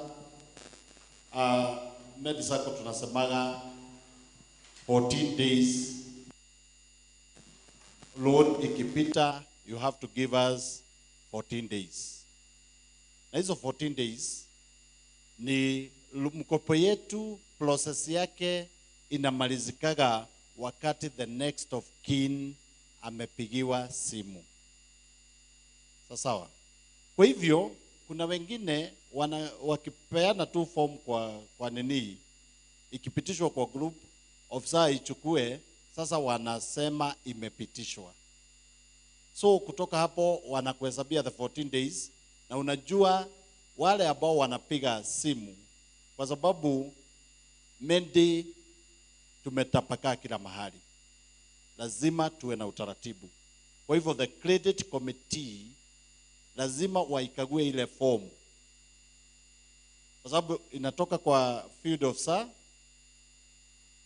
kutoka your branch, wherever the branch is, then inakuja kwa loan officer ndiye aweze kuishughulikia na kuangalia kama kuna mahali ambapo the officer on the ground ali overlook to meet the targets. Then from there inakuwa presented to the credit committee, na hao ndio wanapigaga simu kuhakikisha kwamba even the next of kin is aware, ndio hiyo mkopo isikose kulipika, alafu anastuka akisema hakujua. Kwa hivyo tunampigia simu na anakubali, hapo ndio tunahesabu the 14 working days. Kwa hivyo ukihesabu 14 working days, then we ought to have an explanation kama mkopo haijaachiliwa. Like as for now, hakuna no pending loans, labda zenye zinajazwa leo na mambo kama hayo. The other thing is about appraisal. Unajua kuna kama sasa vile madam anasema mikopo ingine inapitishwa leo na inapeanwa kesho. Na tumezoea kusema ya kwamba nyumba haijengwi na ya mwenzio, si ndio? Ukienda kujenga kwa sababu mwenzio anafanya, ama tukifanya namna hivyo, tutapeana pesa, sitakosa kulipwa, alafu mtaanza kusema tumeangusha nini. Kwa hivyo wacheni tu tuende pole na Mungu atatusaidia. Si hata umesikia kwa anticipation zangu ya kwamba tunataka hata si kwenda hiyo online na mambo kama hayo. Lakini safari mrefu inaanza na hatua lakini tukubali hapa ndio tuko, si ndio? Kuna institution nyingi wako juu, hata wengine tu ni online hata hamjuani kama akina, si ndio? Si mnasijua? Hata uangalie tu hata wengine very common ya kama mswali. Sasa wewe unapewa pesa na hamjaionana, si ndio? Hata na ofisa na mambo kama hayo. So wacheni tuseme kuna viwango nyingi, si ndio?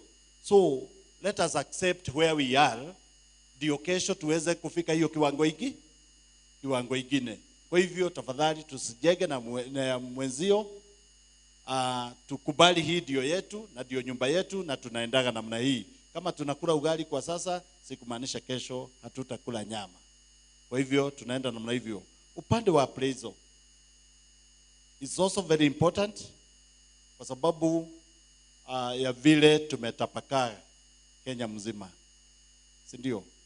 Kwa hivyo unajua hata wale officers wanafanya ni pia wako na target, lakini kuna kitu moja lazima tufanye, risk management. Mikopo yetu lazima tuhakikishe inalipwa. Na ndiposa unaona hata through the COVID tumepelekana na watu, lakini watu wengi wamejaribu kutoroka na mikopo, lakini wote wengi wameshikwa, si ndio? Wengi wana mabarua za nini, kwa sababu lazima tumalizane vizuri. Kama ni kumalizana, nasi ukitaka kutoka lazima tuhakikishe ya kwamba pesa zako ziko, tunaachana kwa amani, si ndio? Kama wewe uko na mkopo, lipa ndio uende, si ndio? Kama si unataka kwenda na tuko na pesa zako, tukulipe ndio uende. Na hiyo ndio njia nzuri, na ndio itafanya hii Medy Sacco ikae na jina nzuri, watu wakitoka na wakirudi. Kama watu wengi waliweza kutoka, vile unasikia wengine walikuwa na uoga ati sako zinaanguka.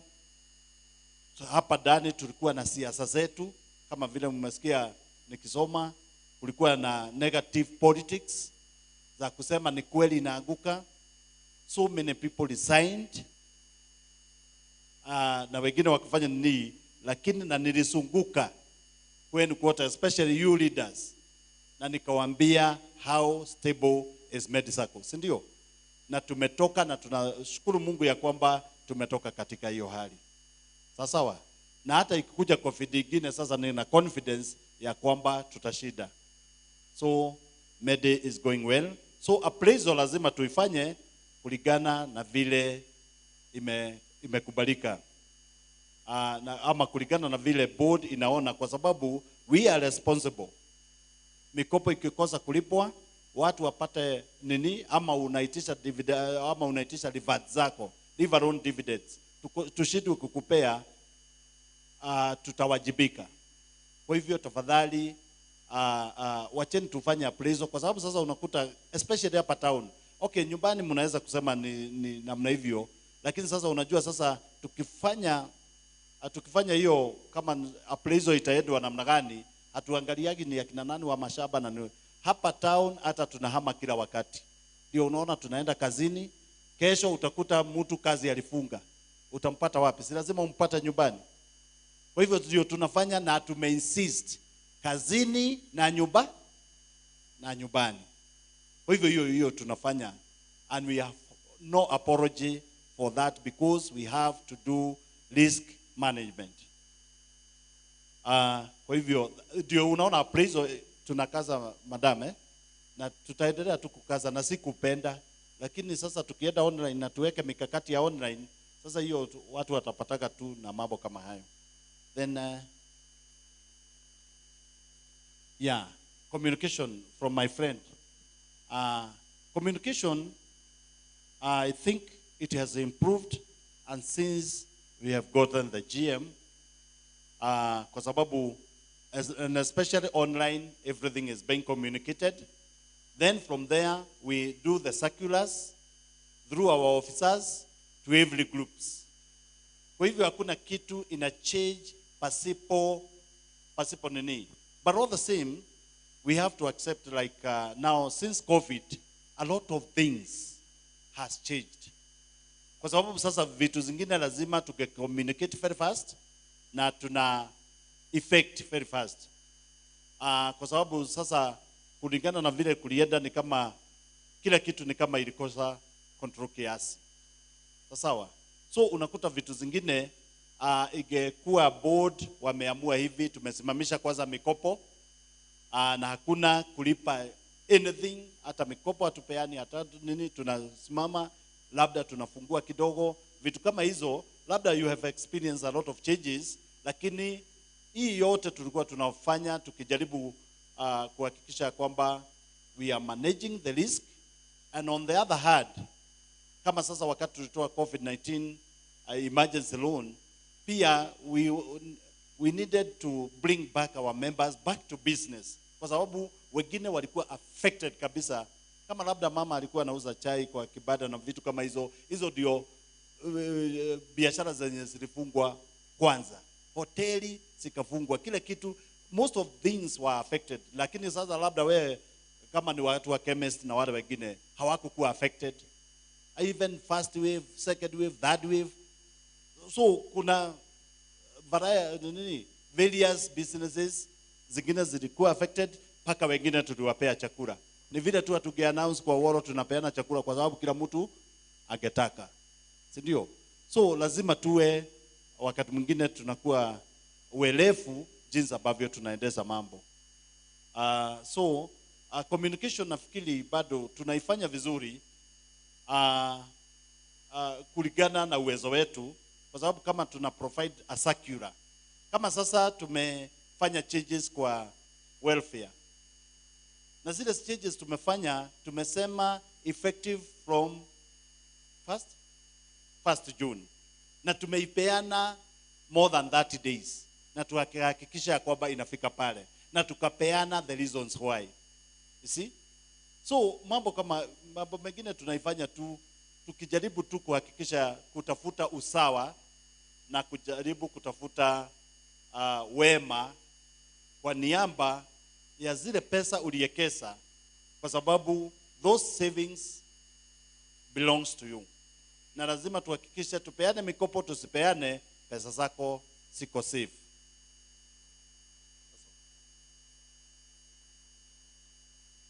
Kwa hivyo na tafadhali tukifanya AGM ingine tunatumaga notice of the AGM not less than 21 days. Kisheria inatakikana kuwa 14 days, lakini sisi tunaangalia because of vile tumetapakaa, tunahakikisha kwamba tumeituma. Others hata tunatumaga a month before. Kwa hivyo tafadhali wacheni tunatuma hiyo maswali either through the officers, through the wall, tutasiangalia, tutasnote na tutakuja tukiwa tayari kuzijibu. Lakini za hapa mashinani tafadhali, hata tukipenda hata siwa promise hata in the next AGM tutazijibu. Na most of the AGMs zenye mtaattend mtaona that's how things do happen. Thank you very much.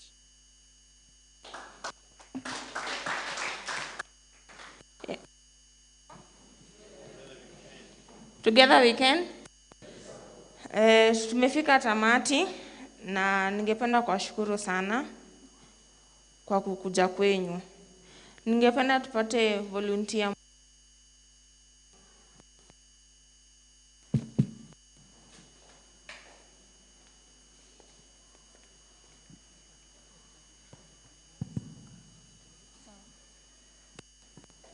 Alafu the elected board members na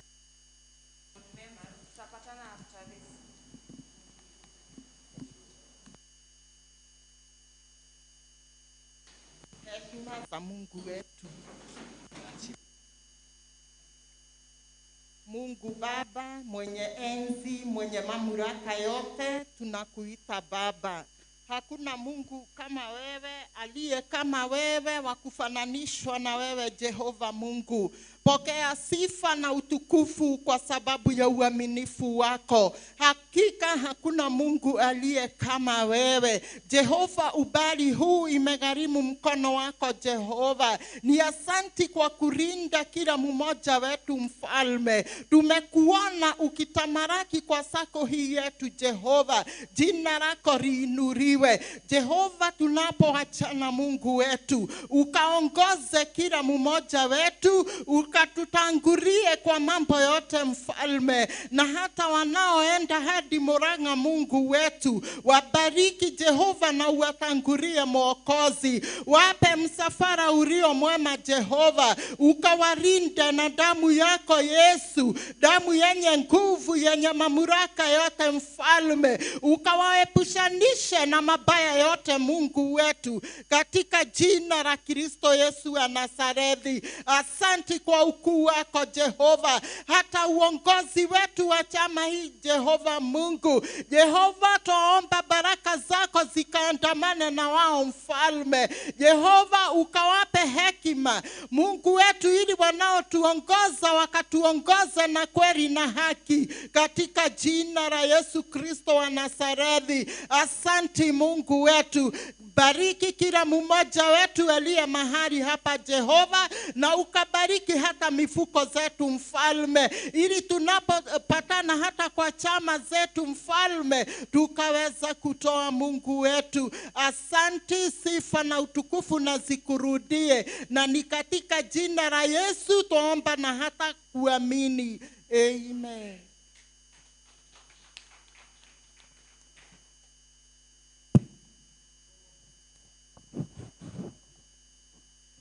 Okay, sasa tunaweza pitia kwa hall, utapatiwa kombe cha chai and then unarudi kwa hall because the area ya kukulia ni it's not spacious. Sawa sawa.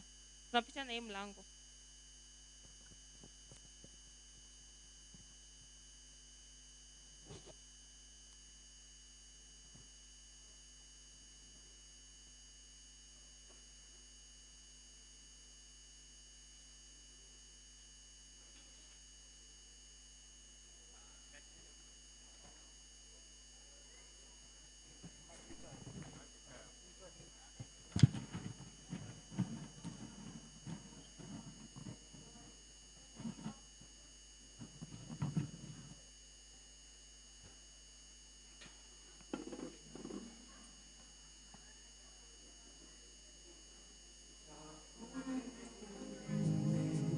Iliona mifano yeyote, sitapiga magoti yangu ni sujudu, nitakusanya sadaka zangu ziwe manukato kwa Yesu, astahili sifa. Sitahukumu